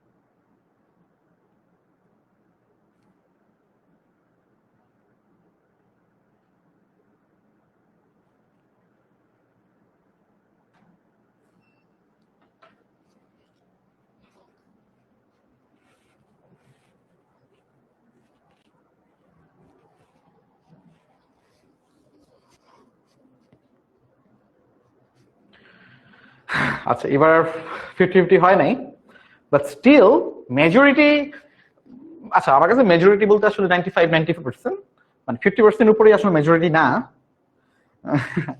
বাট আসলে আমাদের ব্যবস্থা হচ্ছে এরকম যে আমরা ভাবি 50% উপরেই মনে হয় মেজরিটি, বাট মেজরিটি আসলে 50% উপরে, মানে 51% এ তুমি কি বলবা, মেজরিটি বলবা?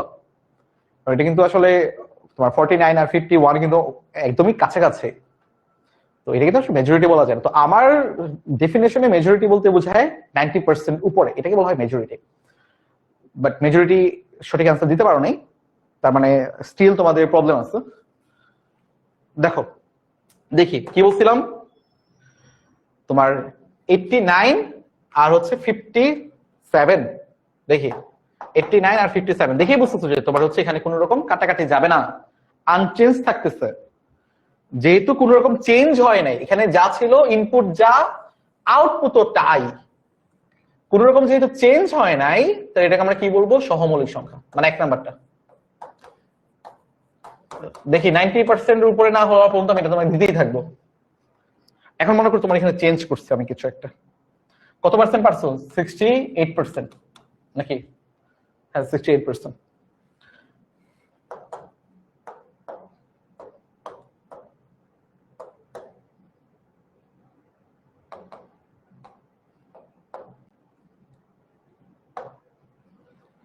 আচ্ছা এবার চলো আমি আরো দুটো সংখ্যা দিই। মনে করো 90 দিলাম, আর মনে করো তোমার হচ্ছে 105 দিলাম। এই দুইটা সংখ্যা পরস্পর সহমৌলিক কি সহমৌলিক না, এটা একটু আমাকে জানাও। ভাই এবার কিন্তু 90% হওয়া লাগবে। যতক্ষণ পর্যন্ত তোমার এটা একদম পারফেক্ট না হচ্ছে ততক্ষণ পর্যন্ত আমি আসলে সামনে আগাতে পারবো না, কারণ এরপর হচ্ছে আমি পড়বো তোমাকে মূলদ সংখ্যা আর অমূলদ সংখ্যা। মূলদ সংখ্যা আর অমূলদ সংখ্যা পড়ার জন্য তোমার এই পার্টটা 100তে 100 হওয়া লাগবে।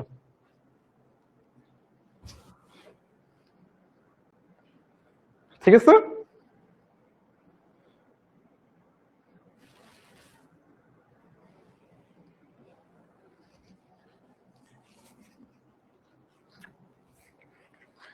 আচ্ছা তাহলে বাসায় তোমাদের এরকম নাম্বার নিয়ে তোমার হচ্ছে অনেক বেশি আরো ট্রাই করো, কি হয় না হয়। হ্যাঁ দেখো তাহলে এখানে এই যে 90 আর 105 দেখতেছি, দেখলে বোঝা যায় 5 দিয়ে কাটাকাটি যাবে, তাই না?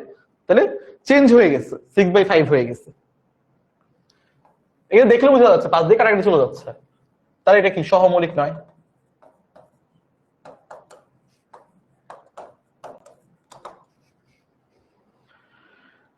ওকে ভেরি গুড, মোটামুটি পারছো। চলো এবার সামনে আগে আমরা মৌলিক সংখ্যা, মূলদ সংখ্যা আর অমূলদ সংখ্যা পড়বো। এখন ভগ্নাংশ সংখ্যা তোমরা জানোই, এই ভাগ আকারে লিখতে হবে, এটা না দেখে।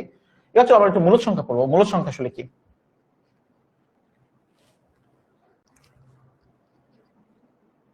আচ্ছা তো মূলদ সংখ্যা কারা? যে সংখ্যাগুলোকে আমি মনে করো দুইটা পূর্ণ সংখ্যার ভাগফল আকারে লিখতে পারবো তারাই মূলদ সংখ্যা। অথবা আমরা যদি একটু ডেফিনেশন আকারে দেই, ম্যাথমেটিক্যাল ডেফিনেশনে দেই, ধরে নিচ্ছি মনে করো দুইটা সংখ্যা আছে, মনে করো দুইটা সংখ্যা আমি পি আর কিউ ধরতেছি, পি আর কিউ। মনে করো পি ও কিউ দুইটি পূর্ণ সংখ্যা, পূর্ণ সংখ্যা, হ্যাঁ পূর্ণ সংখ্যা। এরা পূর্ণ সংখ্যা কি তুমি জানো এখন। এবং এবং পি আর কিউ পরস্পর সহমৌলিক, এবং পি কিউ পরস্পর সহমৌলিক। কেমন? সহমৌলিক, সহমৌলিক সংখ্যা।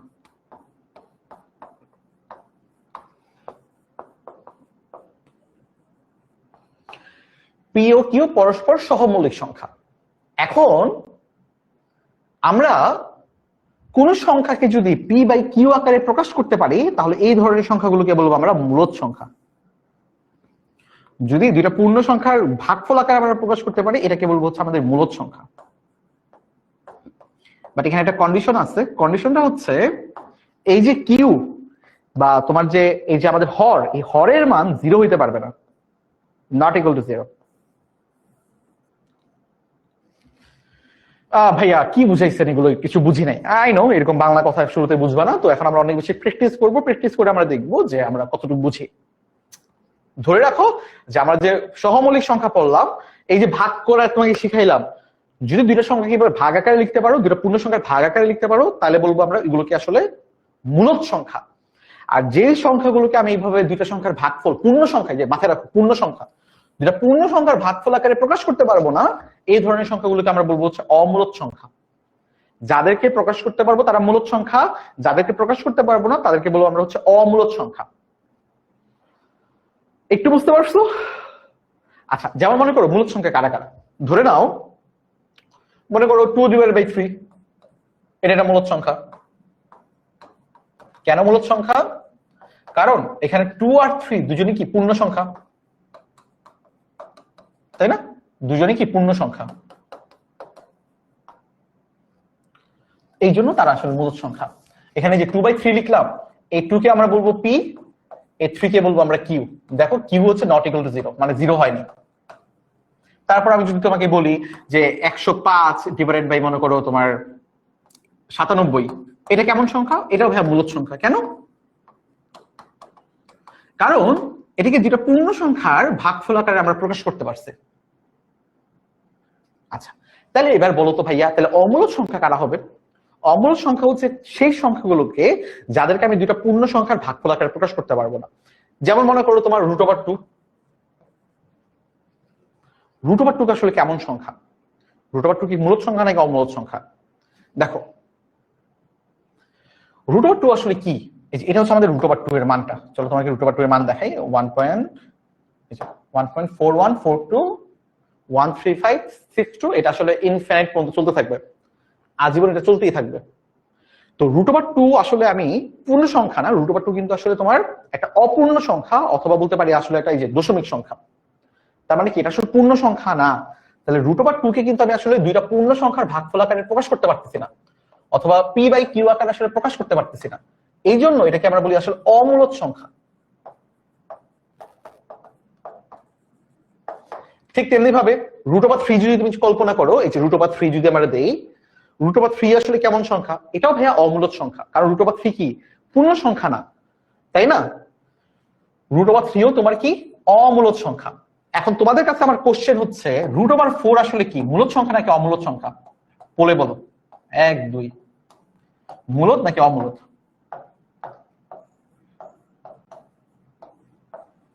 √4 কেমন সংখ্যা? ওকে ভাই, আমি তো বুঝলাম √3 ও √2 √3 দুইটাই তোমার হচ্ছে অমূলদ সংখ্যা, যেহেতু আমি তাদেরকে তোমার পূর্ণ সংখ্যার ভাগফল আকারে প্রকাশ করতে পারতেছি না।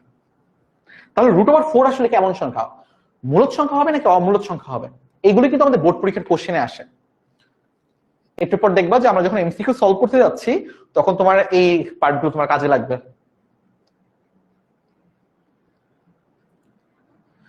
বলো ভাইয়ারা, একটু তাড়াতাড়ি জানাও অ্যান্সার গুলো।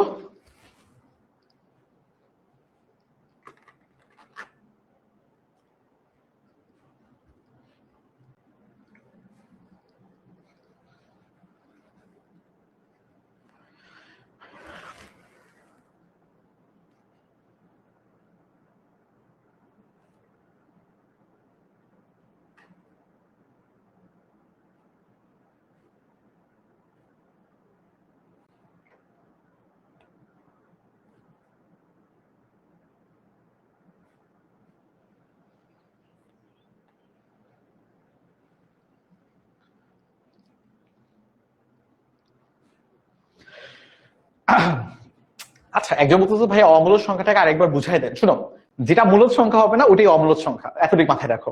তো জাস্ট একটা মাথায় রাখো, তাইলে আরেকটা অটোমেটিক্যালি তোমার অমূলদ সংখ্যা হয়ে যাবে। যেমন দেখো, অনেকেই কিন্তু একবারই ভালো বুঝতে পারছো, এই যে 79% বলছো যে ভাই এটা মূলদ সংখ্যা, বাকিরা বলছো যে এটা অমূলদ সংখ্যা। এটা চিন্তা করে দেখো তো, √4 আসলে কি? ভাইয়া দেখো √4 মানে কি আসলে, দেখো ভাই √4 মানে কি? 2 না? 2 কি পূর্ণ সংখ্যা নাকি মানে অপূর্ণ সংখ্যা? 2 তো ভাই একটা পূর্ণ সংখ্যা। তার মানে √2 আসলে কি? √4 মানে কি 2। এই 2 কে দেখো তো আমি p/q আকারে প্রকাশ করতে পারি কিনা? অবশ্যই পারি। কারণ কি এই 2 এর নিচে মনে মনে কত আছে? 1 আছে। তাহলে এটা হচ্ছে আমাদের p, এটা হচ্ছে আমাদের q, মানে p/q আকারে আমি এটাকে প্রকাশ করতে পারলাম। তাহলে এটা কি ধরনের সংখ্যা হবে? এটা হবে মূলদ সংখ্যা। বুঝতে পারছি? আচ্ছা, এবার তোমাদের কাছে আমার আরেকটা কোশ্চেন হবে, √5 কেমন সংখ্যা? আস্তে আস্তে তোমাদের একটু ইমপ্রুভ করব। এবার বলো, আস্তে আস্তে বুঝতে পারবা, কি করতে করতে এগুলো বুঝতে পারবা। ঠিক আছে, চলো সামনে আগে। আমাকে একটু জানো √5 কেমন সংখ্যা?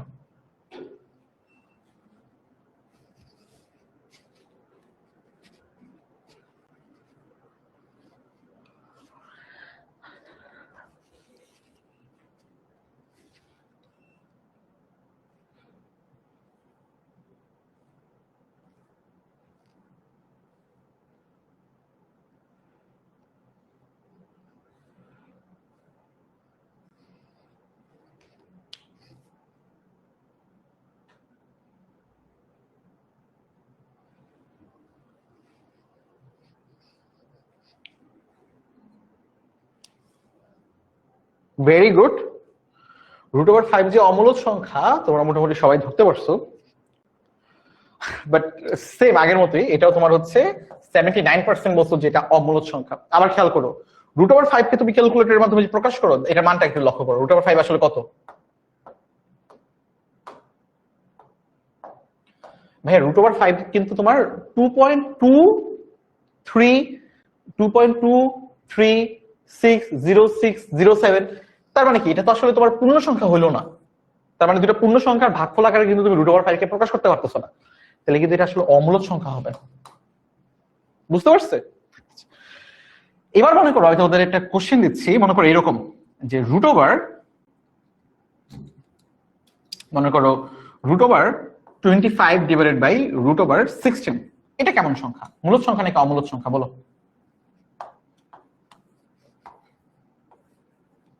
এটা একটু আমাকে জানো যে এটা মূলদ সংখ্যা নাকি অমূলদ সংখ্যা।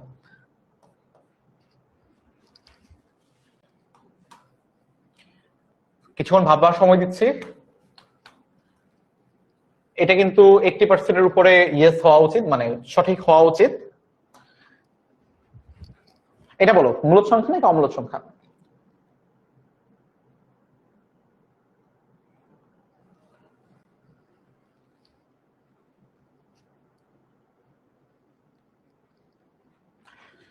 এগুলো কিন্তু আমাদের বোর্ড পরীক্ষায় আসে, তো একটু সাবধানে দিতে হবে। আমরা এখন এমসিকিউ প্র্যাকটিস করবো, যা যা করেছি তার মধ্যে থেকে এমসিকিউ প্র্যাকটিস করবো যেগুলো তোমাদের পরীক্ষায় আসে।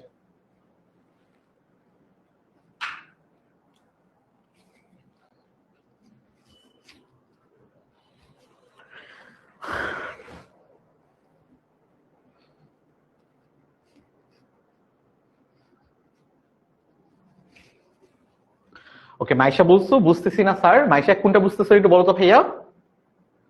মাইশা একটু আমাকে জানাও যে ভাই এই পার্টটা বুঝতেছি না। খুবই ইজি পড়া কিন্তু, হয়তোবা তুমি কোনো একটা জায়গায় মিস করছো, তার জন্য তুমি হয়তোবা বুঝতেছো না। একটু আমাকে জানাও যে ভাই এই পার্টটা বুঝতেছি না। আচ্ছা ওকে, এটা যে তোমরা ভুল করবা এটা অনুমেয় ছিল, বাট একটু বেশি ভুল হয়ে গেছে। দেখো এটা কোশ্চেন কিন্তু তোমার পরীক্ষা থাকবে। এটা কিন্তু তোমার হচ্ছে মোটামুটি 50-50 বলা যায়। আচ্ছা একটু খেয়াল করো তো, এই যে √25 আর √16 এটা মূলদ নাকি অমূলদ? হ্যাঁ, মূলদ হওয়ার শর্ত কি? p/q আকারে আমাকে প্রকাশ করতে হবে, যেখানে p আর q পরস্পর পূর্ণ সহমৌলিক সংখ্যা আর q নট ইকুয়াল টু 0। এবার দেখো তো এটাকে যদি আমি একটু মডিফাই করি, এই সংখ্যাটাকে একটু মডিফাই করি, ভাইয়া √25 আসলে কত? 5 না? √16 মানে কত? 4 না? তাহলে এটা হচ্ছে আসলে 5/4। তাহলে 5/4 কি পূর্ণ সংখ্যা না দুইটাই? এই যে এটাকে আমরা p ধরতে পারি, এই 4টাকে আমরা q ধরতে পারি, মানে p/q আকারে আমি এটা প্রকাশ করতে পারলাম। তার মানে এটা আসলে কি ধরনের সংখ্যা হবে? এটা মূলদ সংখ্যা হবে। ইজি ব্যাপার না? ধরা কিছু কিন্তু ভাই, তুমি এটা ডিরেক্ট ক্যালকুলেটর করতে পারো। এই যে √25 ডিভাইডেড বাই √16, 5/4 আসতেছে। তাহলে এটা কি ধরনের সংখ্যা? দুইটা পূর্ণ সংখ্যার ভাগফল আকারে আমি প্রকাশ করতে পারতেছি, তাহলে এটা কি হবে? মূলদ সংখ্যা হবে। বলো এটা কারা কারা বুঝতে পারছো? এটা বুঝতে পারছো কিনা একটু আমাকে জানাও, তাহলে বুঝতে পারবো যে না ঠিক আছে তোমরা বুঝতেছো। দেখছো সহজ পড়া, কিন্তু তোমরা বেশিরভাগই এটা ভুল অ্যান্সার দিছিলা। মোটামুটি খালি 46% বলছিলা যে কারেক্ট, বাকি বাকি সবাই ভুল। 54% ভুল বলছো। ইজি পড়া কিন্তু তারপর ভুল হচ্ছে, বাট এটাকে একদম 100% কারেক্ট করে যাওয়া লাগবে আজকে। বলো বুঝছে কিনা?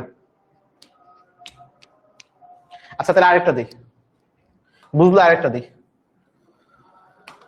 তারপর আমরা এমসিকিউ শুরু করবো যেটা আমাদের বোর্ড পরীক্ষায় আসে। আজকে ক্লাস এতটুকু ছিল। দেখো মনে করো তোমার কাছে এমন আছে √121 ডিভাইড বাই √49, এটা কি ধরনের সংখ্যা? মূলদ সংখ্যা নাকি অমূলদ সংখ্যা? বলো বলো বাবুরা বলো।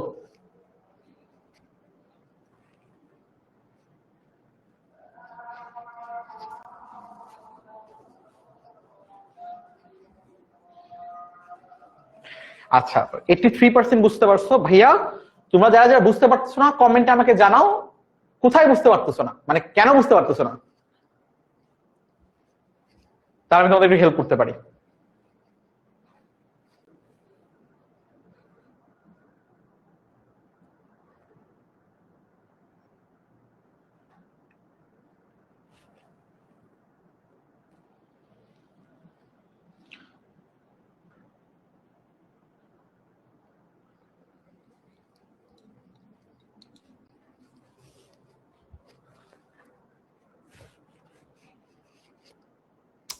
আচ্ছা, আরেকটা কথা বলে রাখি, তোমাদের ক্যালকুলেটর কিন্তু একটু আপডেট করা প্রয়োজন। একটু ক্যালকুলেটর, কিছু ভালো ক্যালকুলেটর কিনে ফেলো, যেটা আসলে তোমাদের একদম কলেজ পর্যন্ত চলবে। তোমরা হয়তো এখন অনেকেই ক্যালকুলেটর কেনার চিন্তা ভাবনা করতেছো, তো এমন একটা ক্যালকুলেটর কিনো যেটা তুমি কলেজ পর্যন্ত ইউজ করতে পারবা। যেমন আমার যে ক্যালকুলেটরটা, এটা কিন্তু আমি 10 বছর হয়ে গেছে ইউজ করতেছি। কলেজে ওঠার সময় কিনেছিলাম, তারপরে প্রায় 10 বছরের বেশি হয়ে গেছে আমি যেটা ইউজ করতেছি। তো তোমাদেরও কিন্তু আসলে এখন একটা ভালো ক্যালকুলেটর কিনা উচিত। বাজারে কিন্তু অনেকগুলো ভালো ক্যালকুলেটর রয়েছে, এগুলো একটু দেখে কিনে ফেলো। এবং অবশ্যই আসলটা কিনো, নকলটা কিনো না। আচ্ছা দেখো, এটা মূলত সংখ্যা হবে, কারণ কি ভাইয়া, √21 মানে আসলে 11, √49 মানে কি, √49 মানে আসলে 7, মানে এটা আসলে 11/7। 11টা হচ্ছে কি পি, 7টা হচ্ছে আমাদের কিউ, মানে p/q আকারে প্রকাশ করতে পারতেছি, বা দুইটা পূর্ণ সংখ্যার ভাগফল আকারে প্রকাশ করা যাচ্ছে। তাহলে এটা কি হবে, মূলত সংখ্যা হবে। এতটা ইজি। তোমরা তারপরে কিন্তু মাত্র 68% বলছো যে ভাইয়া এটা, বাকিটাই ভুল। তো এটা কিন্তু সহজ ছিল খুবই। অথবা তুমি ডিরেক্ট ক্যালকুলেটর করতে পারো। আমি কিন্তু দুইটি ভাবেই করে দেখাচ্ছি, ক্যালকুলেটর করাচ্ছি, হাতে কলমে করে দেখাচ্ছে, যেন যাদের এইরকম ক্যালকুলেটর নাই তারাও যেন বুঝতে পারে আর কি। বাট ক্যালকুলেটর আপডেট করে নিও, তোমার জন্য বেটার হবে। ঠিক আছে, তাহলে ভুল হয়েছে তারপর আমাকে একটু বলো, 32% তোমরা কেন এটা বলছো অমূলত? এটাই বলার কথা যে ভাইয়া, √ওভার দেখলেই আমরা অমূলত বলে ফেলবো, ব্যাপারটা কিন্তু এরকম না। আমার চেক করে দেখতে হবে এটা কি আসলে মূলত নাকি অমূলত। যে কোনো পূর্ণ সংখ্যার √ওভার হবে, কিন্তু তোমার হচ্ছে আসলে একটা পূর্ণ সংখ্যা। যে কোনো পূর্ণবর্গ সংখ্যার √ওভার হবে, কিন্তু তোমার একটা পূর্ণ সংখ্যা। তো এটা কিন্তু আমাদের মাথায় রাখতে হবে। চলো এবার হচ্ছে আমরা ডিরেক্ট এমসিকিউ তে চলে যাই, যেগুলো আমাদের বোর্ড পরীক্ষায় আসছে। এই দেখো, এগুলো সবই তোমার বোর্ড পরীক্ষায় আসার কোশ্চেন। এটা আমি একদম শুরুতে তোমাকে বলছিলাম, বা শুরুতে একটা চার্ট তোমাকে দেখাইছিলাম, ওই চার্ট থেকে কোশ্চেনটা করা হয়েছে। এই চার্টটা থেকে যারা যারা মনোযোগ দিয়ে ক্লাসটা দেখছো, তোমরা কিন্তু এই চার্টটা থেকে কোশ্চেনটা করতে পারবে। আমি এখন আর বলে দিব না, তোমাদেরকে আমি দিব অ্যান্সার দিতে, তোমরা অ্যান্সার দাও।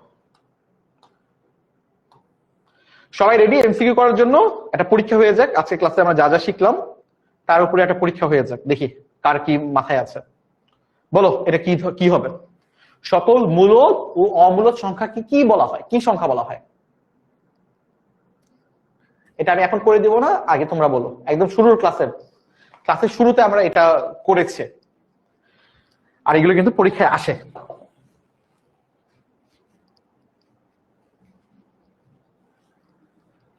বলো বাচ্চারা, তোমরা যারা যারা কমেন্টে দুষ্টুমি করতেছো, কমেন্টে দুষ্টুমি না করে এটা অ্যান্সার দাও। সো ইনশাআল্লাহ আজকের ক্লাস থেকে তোমরা একটা এমসিকিউ পাবা কমন। আর আজকে বেসিক শেষ করা হয়েছে, বুঝছো তো, এটা মৌলিক আলোচনা ছিল বাস্তব সংখ্যার উপরে। আচ্ছা, অনেকে কিন্তু ভুল বলতেছো। আচ্ছা দেখি, শেষ করি। প্রথমে হচ্ছে তোমার স্বাভাবিক সংখ্যা 1, 2 মৌলিক সংখ্যা, 3 পূর্ণ সংখ্যা, এবং দ্বিতীয় হচ্ছে তোমার আজকের ক্লাসের টপিক। ওকে, স্টিল তোমরা কিন্তু আসলে মেজরিটি ঠিক অ্যান্সার দিতে পারোনি। আবার তোমাকে ফার্স্ট স্লাইডে নিয়ে যাই। দেখো একদম ক্লাসের শুরুতে কিন্তু আমাদের এটা ছিল। এই যে বাস্তব সংখ্যা, এই বাস্তব সংখ্যার কিন্তু দুইটা পার্ট, একটা তোমার মূলদ সংখ্যা, একটা অমূলদ সংখ্যা। তাইলে সকল মূলদ এবং অমূলদ সংখ্যাকে আসলে আমরা কি সংখ্যা বলবো ভাইয়া? আমার আজকে ক্লাসের টপিক বাস্তব সংখ্যা, মাথায় রেখো এটা। তাই না, ইজি ছিল না বলো? তারপর কিন্তু আমরা অনেক ভুল করেছি, আমরা নেক্সটে সাবধানে থাকবো। তাই এটা হবে কত? বাস্তব সংখ্যা। 50% এটা কাজে দিতে পারছো, যাই হোক। চলো এবার দেখি কি বলছে। মূলদ সংখ্যাটি কোনটি, এটা যদি তোমরা 90% না পারো, তাহলে বুঝতে হবে তোমরা আজকে ক্লাসে একদমই মনোযোগ দিয়ে ক্লাসটা করো নি। মানে একদমই যে মনোযোগ দাও না, এটা বোঝা যাবে দেখে। এটা যদি তোমার 90% সঠিক অ্যান্সার না দিতে পারো, তাহলে কিন্তু লজ্জা, মানে প্রচুর লজ্জা হবে। দেখি, তোমাদের জন্য কিন্তু এটা লজ্জা হবে যদি তোমরা এটা 90% সঠিক অ্যান্সার না দিতে পারো। তো সবাই একটু মনোযোগ দিয়ে করো, কারণ এটা ক্লাসে করাইছে তোমাকে। তো নিজেকে নিজে লজ্জায় ফেলাইও না, এটা সলভ করো তাড়াতাড়ি। এই কোশ্চেন গুলো কিন্তু আমাদের পরীক্ষায় আসে।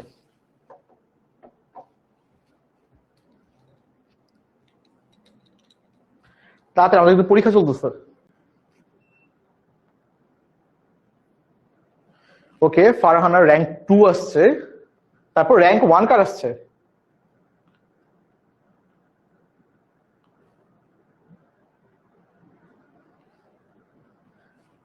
আয় হায় রে, কি হবে এখন বলো? আমি তো এটা আশা করি নাই।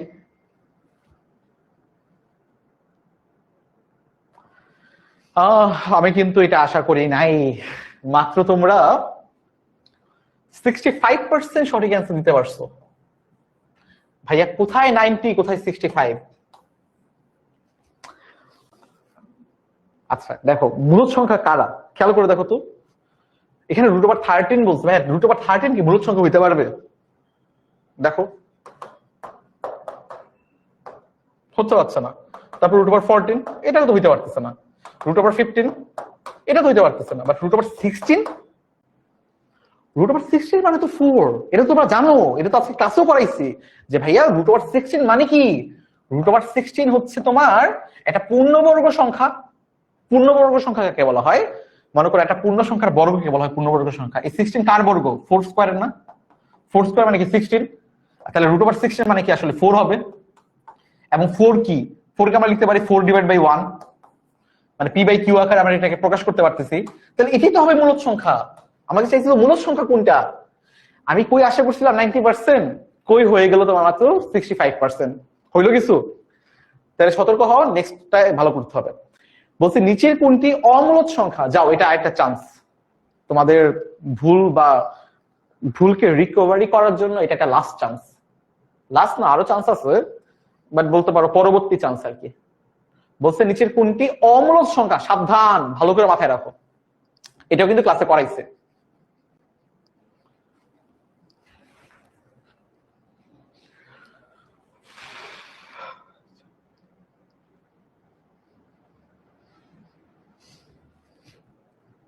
সতর্ক, সবাই মনোযোগ দিয়ে করো এটা। সবাই বুঝে শুনে অ্যান্সারটা দিও।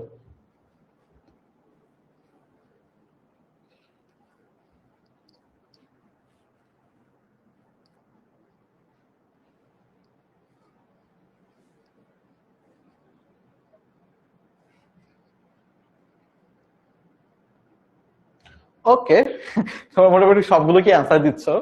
আচ্ছা, সমস্যা নেই।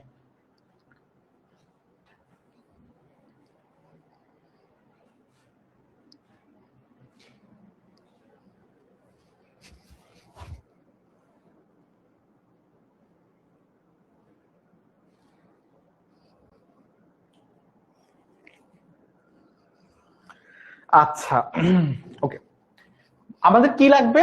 আমাদের লাগবে অমূলদ সংখ্যা।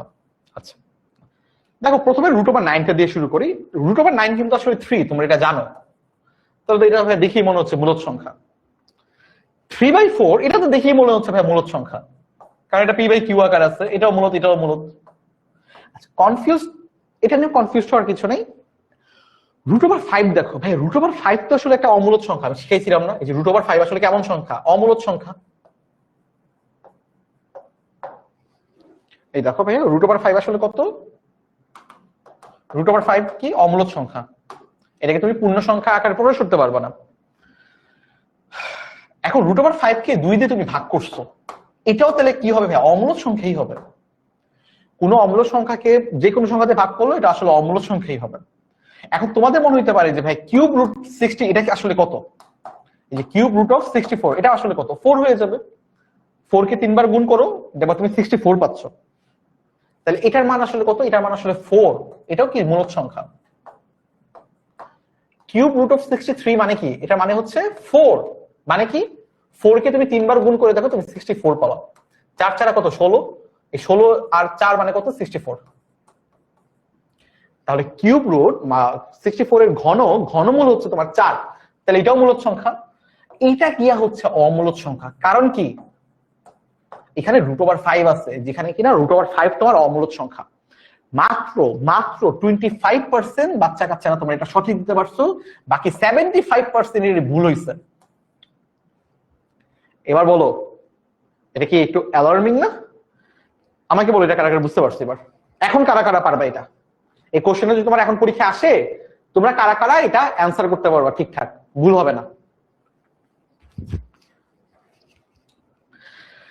তারপর আমরা হচ্ছে পরবর্তী এমসিকিউতে চলে যাব। আরো বেশ কয়েকটা এমসিকিউ আছে আমাদের, একটু আমাকে জানাও কারা কারা বুঝতে পেরেছো এটা জানাও।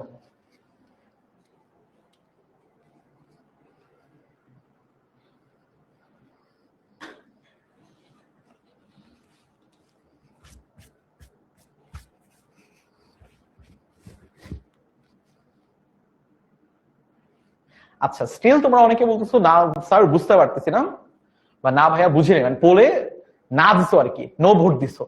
তো তোমরা যারা নো ভোট দিছো তোমরা এটা আমাকে বলো তো কোথায় বুঝতে পারো নাই। আচ্ছা পারবা, ভেরি গুড। না বেশিরভাগই তোমরা বুঝছো যে না ভাইয়া পারবো, তোমরা 93% বলছো যে ভাইয়া পারবো, বাট স্টিল 7% তোমরা এমন আছো যারা বলছো না ভাই এখনো পারবো না। সমস্যা নেই, সামনে আমরা দেখতেছি। এটা অনেকটা সেম জিনিসই বলছে, আসলে নিচের কোনটি তোমার মূলদ সংখ্যা, নিচের কোনটা মূলদ সংখ্যা তোমাকে আসলে এটা বের করতে হবে। তোমাদেরকে আমি এটার জন্য একটু ভাবার জন্য 30 সেকেন্ড সময় দিব, তারপর আমি একটা পোল ফায়ার করবো। নাও ভাবো, ভালো করে ভাবো, একদম মনোযোগ দিয়ে ভাবো, যতক্ষণ ইচ্ছা ভাবো 30 সেকেন্ডের মধ্যে।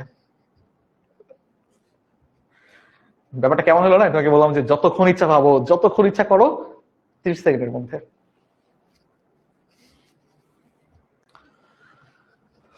ওকে, রাহাতের র্যাঙ্ক 3 আসছে, ভেরি গুড ভাইয়া। এটা একটু করো, এটা এটা কিন্তু বোর্ড পরীক্ষায় আসছে, তো তাহলে বুঝতে পারো যে বোর্ড পরীক্ষায় তুমি এগুলো অ্যান্সার করতে পারবা কেমন। বলো এবার দেখি, এটা পোল দিচ্ছে। ওকে, দেখি এবার সবাই এবার একটু চ্যালেঞ্জ নাও নিজের সাথে যে না এবার পারতেই হবে, এবার ভুল হওয়াই যাবে না। করো দেখি। যারা বলতেছো ভাইয়া পারবো, এটা পোলের মাধ্যমে বলো, পোলের মাধ্যমে তোমার মতামত দাও যে না পারবো।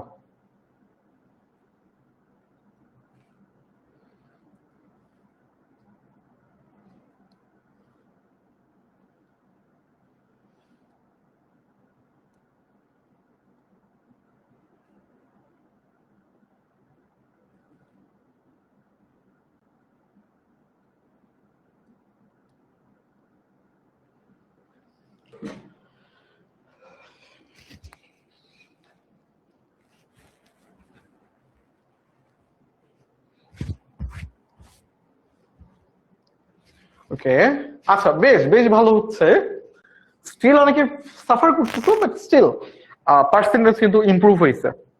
আচ্ছা দেখো, ডি নাম্বারটা আসলে আমাদের কারেক্ট অ্যান্সার কি হবে ভাইয়া? √9 মানে কি? √9 মানে তোমার 3, তার নিচে 4 আছে, মানে এটা আসলে কি? এটা মানে হচ্ছে তোমার 3/4। তাহলে 3/4 কে কিন্তু আমি p/q আকারে প্রকাশ করতে পারতেছি, তাহলে এটাই আসলে আমাদের মূলদ সংখ্যা। 3√3 মানে কি? আচ্ছা 3√3 টা একটু দেখাই। 3√3 মানে কি? এটার মানে হচ্ছে তোমার 1/√। 3√3 মানে কি? 3 মানে কি? 3 মানে হচ্ছে তোমার √3 ইন্টু √3। নিচে আছে √3, এই কাটাকাটি গেলে থাকবে শুধুমাত্র √3। তারপর বি নাম্বারটা দেখো, এই যে √5/5, এটা মানে কি? এটা মানে হচ্ছে তোমার 1/√5। কারণ কি এই 5 কে তুমি লিখতে পারো √5 ইন্টু √5, বুঝছো? এই 3 কে তুমি লিখতে পারো √3 ইন্টু √3। মানে কি? আচ্ছা তোমরা কি এগুলো পড়ছো কিনা, সূচকের ধারণা আর কি? না পড়লে সমস্যা নেই, সামনে পড়াবো না। তো এটাই হচ্ছে কারেক্ট অ্যান্সার। বাকিগুলো যদি তুমি নাও বুঝো, এটা তো বুঝতো যে এটা মূলদ হচ্ছে, কারণ √9 কে তোমার 3 হচ্ছে /4, তার মানে এটা মূলদ সংখ্যা, তাই না? আচ্ছা, এটা যদি এখন তোমাকে পড়ানো হয় নাই, বাট দেখি ধারণা করে বলতে পারো কিনা। কি বলা হয়েছে দেখো, PQR তোমার হচ্ছে 3টা সংখ্যা, এবং তোমাকে বলা হয়েছে P হচ্ছে Q এর থেকে ছোট। বুঝো ব্যাপারটা, PQR 3টা সংখ্যা আছে, তোমাকে বলা হয়েছে P হচ্ছে Q এর থেকে ছোট। আচ্ছা এক নাম্বারে কি বলা হয়েছে? এক নাম্বারে তোমার বলা হয়েছে যে তোমার যদি আর 0 থেকে বড় হয়, মানে আর যদি পজিটিভ নাম্বার হয়, তখন কি হবে? তখন তোমার হচ্ছে পি এর সাথে যে আর গুণ হবে আর কিউ এর সাথে যে আর গুণ হবে, দুটো গুণ করলে এই গুণফলটা হবে ছোট, এই যে লেস দেন। তারপর 2 নম্বরে বলা হয়েছে যদি আর ছোট হয়, মানে আর যদি ঋণাত্মক হয়, তখন তোমার পি এর সাথে গুণ করলে আর কিউ এর সাথে গুণ করলে তোমার এই পি আর হবে হচ্ছে বড়। এখন বলা হয়েছে যদি যখন তোমার হচ্ছে আর 0 থেকে বড় অথবা সমান, তখন আমার আসলে কি হবে। তো এটা একটু তোমরা নিজেরা ধারণা করে বলো যে কি হইতে পারে। আমি একটা পোল দিব। আচ্ছা, ব্যাপারটা একটু বুঝো। মনে করো পি আছে, কিউ আছে, আর আছে, 3টা সংখ্যা। এখন বলছে পি হচ্ছে কিউ এর থেকে ছোট, তাহলে কেমন হবে? মনে করো আর হচ্ছে এবার ধনাত্মক, আর এর মান হচ্ছে 0 থেকে বড়। তাহলে আমি একটা কাজ করি যে পি লেস দেন কিউ আছে, দুই পাশে আর দিয়ে গুণ করে দিই, তাহলে পি ইন্টু আর লেস দেন কিউ ইন্টু আর। যেহেতু আমার আর 0 থেকে বড়, তার মানে অবশ্যই এটার সাথে গুণফল করলে আমার যত যে সংখ্যাটা আসবে, কিউ এর সাথে গুণফল করলে এটা অবশ্যই বড় হবে, যেহেতু কিউ বড়। দুইটা সেম সংখ্যা, পি ছোট কিউ বড়, তাহলে বড় সংখ্যার সাথে এটা বড় করলে এটা আরো বড় হবে। আর এটা যেহেতু ছোট সংখ্যা পি, আর সংখ্যা গুণ করলে তোমার এটা ছোটই হবে, যেহেতু আর 0 থেকে বড়। তাহলে এটা তো সত্য। 2 নম্বরে আসো। 2 নম্বরে বলা হয়েছে আর যখন 0 থেকে ছোট।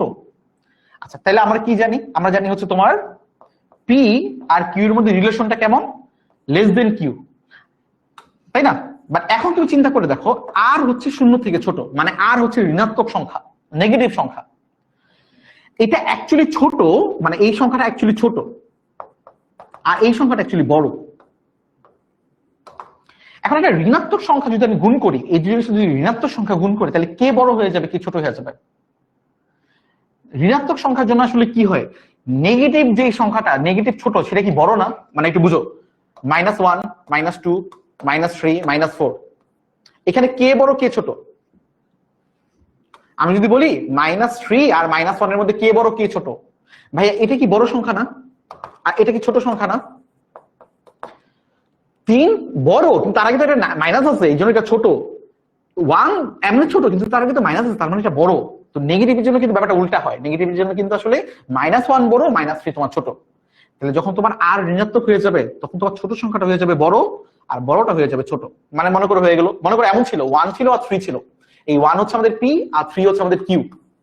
হ্যাঁ, এখন ধরে নাও আর এর মান শুরুতে তোমার মনে করো হচ্ছে 1, যখন 0 থেকে বড়, তখন আমি 1 ইন্টু 1 করলাম, 3 ইন্টু 1 করলাম, তাহলে কে বড় হবে, তাই না? এটি তো থাকবে প্রথমটার জন্য আর কি। পরেরটার জন্য যেহেতু আমার বলছে আর 0 থেকে ছোট, তো আমি ধরে নিলাম আর এর মান হচ্ছে তোমার -1। তাহলে কি হয়ে যাবে দেখো তো, 1 ইন্টু -1 আর 3 ইন্টু -1 করবো, তাহলে 1 ইন্টু -1 মানে কি -1, আর 3 ইন্টু -1 মানে কত, -3। তাহলে কে বড় কে ছোট? -1টা বড় হয়ে গেল না? এটাই তোমাকে বলছে যে এই দেখো, এটা বড় হয়ে যাবে, এটা ছোট হয়ে যাবে, তার মানে এটাও কারেক্ট। বাট এটা কিন্তু কারেক্ট না, কারণ কি, এটা বলছে আর 0 অথবা 0 থেকে বড় হইলে আমাদের এই সম্পর্কটা, বাট আমরা অলরেডি জানি 0 থেকে বড় হইলে কিন্তু সম্পর্ক এটা, এটা কিন্তু না, তার মানে 3 হবে না। তাহলে 1 আর 2 হচ্ছে আমাদের কারেক্ট, এই নাম্বারটি আমাদের কারেক্ট। ইজি ম্যাথ, একটু বুঝে শুনে আমাদের করতে হবে। তো এটা মোটামুটি হচ্ছে আমাদের সেম জিনিস, এটা তো আমাদের করতে দেই। বলছে বাস্তব সংখ্যার ক্ষেত্রে পূর্ণবর্গ নয় এরূপ যে কোনো স্বাভাবিক সংখ্যার বর্গমূল এটা অমূলক সংখ্যা। এটা আগে বারবার কিন্তু পূর্ণবর্গ কথাটা বারবার বলতেছিলাম। বলছে 0 সহ সকল ধনাত্মক সংখ্যা অঋণাত্মক সংখ্যা, এটাও পড়াইছি। 0 একটি স্বাভাবিক সংখ্যা না, স্বাভাবিক সংখ্যা মানে কি, যে ন্যাচারাল নাম্বার অথবা কাউন্টেবল নাম্বার। ওদের তোমাদের রোল নাম্বার দিয়ে বলছিলাম যে রোল নাম্বার তোমাদের কাউন্টেবল নাম্বার। তোমাদের স্কুলে সবচেয়ে ভালো যে করে তার রোল কি 0 হয় নাকি 1 হয়? এবার এবার মনে রেখা তোমরা একটু এটা অ্যান্সার দাও। ওকে, চলো আমরা কি আরো করতে চাই নাকি আজকের মতো এখানে বিদায় নিব বলো? আমরা কি আরো এমসিকিউ করতে চাই নাকি আজকের মতো আমরা এখানে বিদায় নিব? তোমাদের ইচ্ছা। আমাদের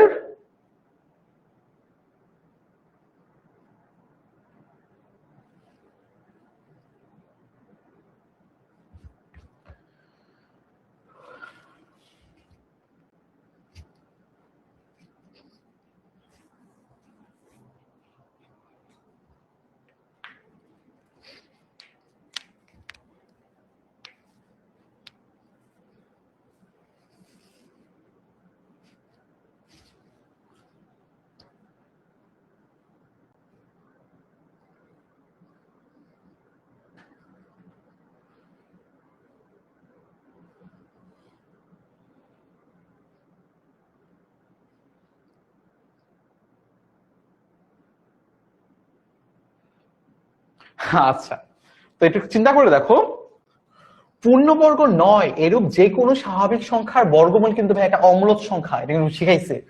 পূর্ণবর্গ কারা? যেসব সংখ্যার তোমার বর্গমূল হচ্ছে একটা পূর্ণ সংখ্যা, অথবা পূর্ণ সংখ্যার বর্গ হচ্ছে তোমার পূর্ণবর্গ সংখ্যা। যেমন পূর্ণবর্গ সংখ্যা কারা কারা? একের বর্গ, যে এক, এটা পূর্ণবর্গ সংখ্যা। দুইয়ের বর্গ মানে চার, চার একটা পূর্ণবর্গ সংখ্যা। তিনের বর্গ 9, একটা পূর্ণবর্গ সংখ্যা। চারের বর্গ 16, 16 একটা পূর্ণবর্গ সংখ্যা। পাঁচের বর্গ 25, এটা পূর্ণবর্গ সংখ্যা। ছয়ের বর্গ 36, এটা পূর্ণবর্গ সংখ্যা। সাতের বর্গ 49, একটা পূর্ণবর্গ সংখ্যা। আটের বর্গ 64, একটা পূর্ণবর্গ সংখ্যা। নয়ের বর্গ 81, একটা পূর্ণবর্গ সংখ্যা। 10-এর বর্গ 100, একটা পূর্ণবর্গ সংখ্যা। 11-এর বর্গ 121, একটা পূর্ণবর্গ সংখ্যা। 12-এর বর্গ 144, একটা পূর্ণবর্গ সংখ্যা। 13-এর বর্গ 169, একটা পূর্ণবর্গ সংখ্যা। তো এইভাবে তোমার হচ্ছে এই সংখ্যাগুলোকে আমরা বলবো পূর্ণবর্গ সংখ্যা। এই সংখ্যাগুলোর বর্গমূল হবে তোমার হচ্ছে একটা পূর্ণ সংখ্যা, যেটা কিনা আসলে মূলদ সংখ্যা। তাহলে পূর্ণবর্গ নয় এরূপ যে কোনো সংখ্যার বর্গমূল হবে তোমার একটা অমূলদ সংখ্যা। তাহলে এটা ঠিক আছে, কারেক্ট আছে। শূন্য সহ সকল ধনাত্মক সংখ্যাকে আমরা অঋণাত্মক সংখ্যা বলি, এটাও ঠিক আছে। বলছিলাম না অঋণাত্মক সংখ্যা কিন্তু শূন্য দিয়ে শুরু হবে, 0, 1, 2, 3 এভাবে শুরু হবে। আমি কিন্তু বলছিলাম এটা মাথায় রাখ, এটা পরীক্ষা আসে। শূন্য একটি স্বাভাবিক সংখ্যা, এটা তো দাহা মিথ্যা কথা, এটা ঠিক না। এটা ঠিক আছে, এটা ঠিক না। শূন্য একটি স্বাভাবিক সংখ্যা। স্বাভাবিক সংখ্যা কি ভাই? Natural number. ন্যাচারাল নাম্বার গুলো কি থেকে শুরু হয়েছে? 1, 2, 3, 4, 5, 6, এগুলো কি ন্যাচারাল নাম্বার ছিল না? বারবার বলছিলাম যে তোমার স্কুলের যে সবচেয়ে ভালো রেজাল্ট করে তার রোল কত হয়? 1 হয় নাকি 0 হয়? তোমরা সবাই বলছিলা যে 1 হয়, কয়েকজন বলছিলা 0 হয়। আই থিঙ্ক তোমরা এই ভুলটা করছো। তাহলে শূন্য একটি স্বাভাবিক সংখ্যা নয়। তাহলে 1 আর 2 কারেক্ট, এ হচ্ছে কারেক্ট, এটা মিথ্যা, এটা ভুল হইছে। তোমরা যারা যারা এ আর বি আনসার দিছো, ভেরি গুড, তোমাদেরটা কারেক্ট হয়েছে। তাইলে আমরা আজকের মতো এখানে বিদায় নেই। নেক্সট দেখা হবে তোমাদের সাথে পরবর্তীতে। তো ক্লাসটা কেমন লাগলো একটু জানাও, একটু গল্প করে দিই, যেমন আরো অনেকগুলো আছে, এখন পারবা আর কি, যে শূন্য সহ সকল ধনাত্মক ও ঋণাত্মক অখণ্ড সংখ্যাগুলোকে কি রকম সংখ্যা বলে, রাইট? মোটামুটি এখন তোমরা এটা পারবা। তো আমাকে একটু বললো যে শূন্য সহ সকল ধনাত্মক ঋণাত্মক অখণ্ড সংখ্যাগুলো কি বলা হয়? পূর্ণ সংখ্যা বলা হয়, এটা আমরা শিখছি, রাইট? তো আমাকে একটু বললো, এটা আসলে বাস্তব সংখ্যার মধ্যেও পড়ে, বাট বাস্তব সংখ্যার তারও কিছু ভাগ আছে। আচ্ছা, তো আমাকে একটু বলো যে তোমাদের ক্লাসটা কেমন লাগছে, মোটামুটি বুঝতে পেরেছো কিনা, আজকে যা যা করানো হয়েছে এটা আমাকে বললো। যে তাইফ স্টিল নাও বলতেছে ওদের নাকি শূন্য দিয়ে শুরু হয় রোল। আচ্ছা, মনে হয় তাইফের রোলই শূন্য। ওকে, যেমন আখিরও মনে হয় শূন্য দিয়ে শুরু হয় নাকি, নাকি ও লিখছো? তোমরা খালি ফ্রেন্ড হবা, মানে বুঝতে পারছো তোমাদের ফ্রেন্ডের এত আকাল পড়ছে।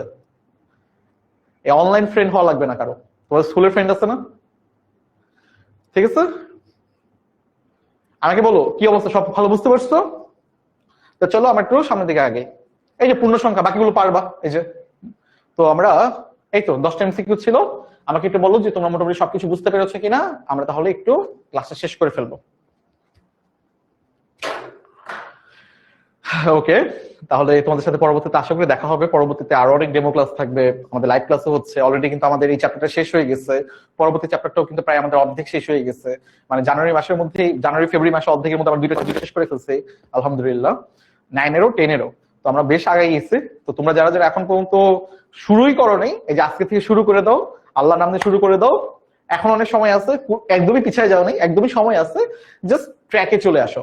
আই নো 9-এ উঠলে তোমাদের অনেক সময় মনে হয় যে আরে অনেক বড় হয়ে গেছি, অনেক পড়া, তো মনে হয় হচ্ছে সামনে অনেক সময় আছে। এটা সত্য, সময় অনেক, 9-10 অনেক সময়, বাট এটাও সত্য তুমি যদি এখন থেকে সিরিয়াসলি না পড়ো তাহলে পরবর্তীতে তুমি একটু সাফার তো করবাই। তো আই থিঙ্ক একটু তোমরা এখন থেকে সিরিয়াস হয়ে যাবা, তাহলে পরীক্ষার আগে ওই প্রেশারটা পড়বে না আর কি। তো সবাই ভালো থাকো, সবাইকে শুভকামনা জানাচ্ছি। সবাই ভালো থাকো, সুস্থ থাকো। আল্লাহ হাফিজ, আসসালামু আলাইকুম সবাইকে।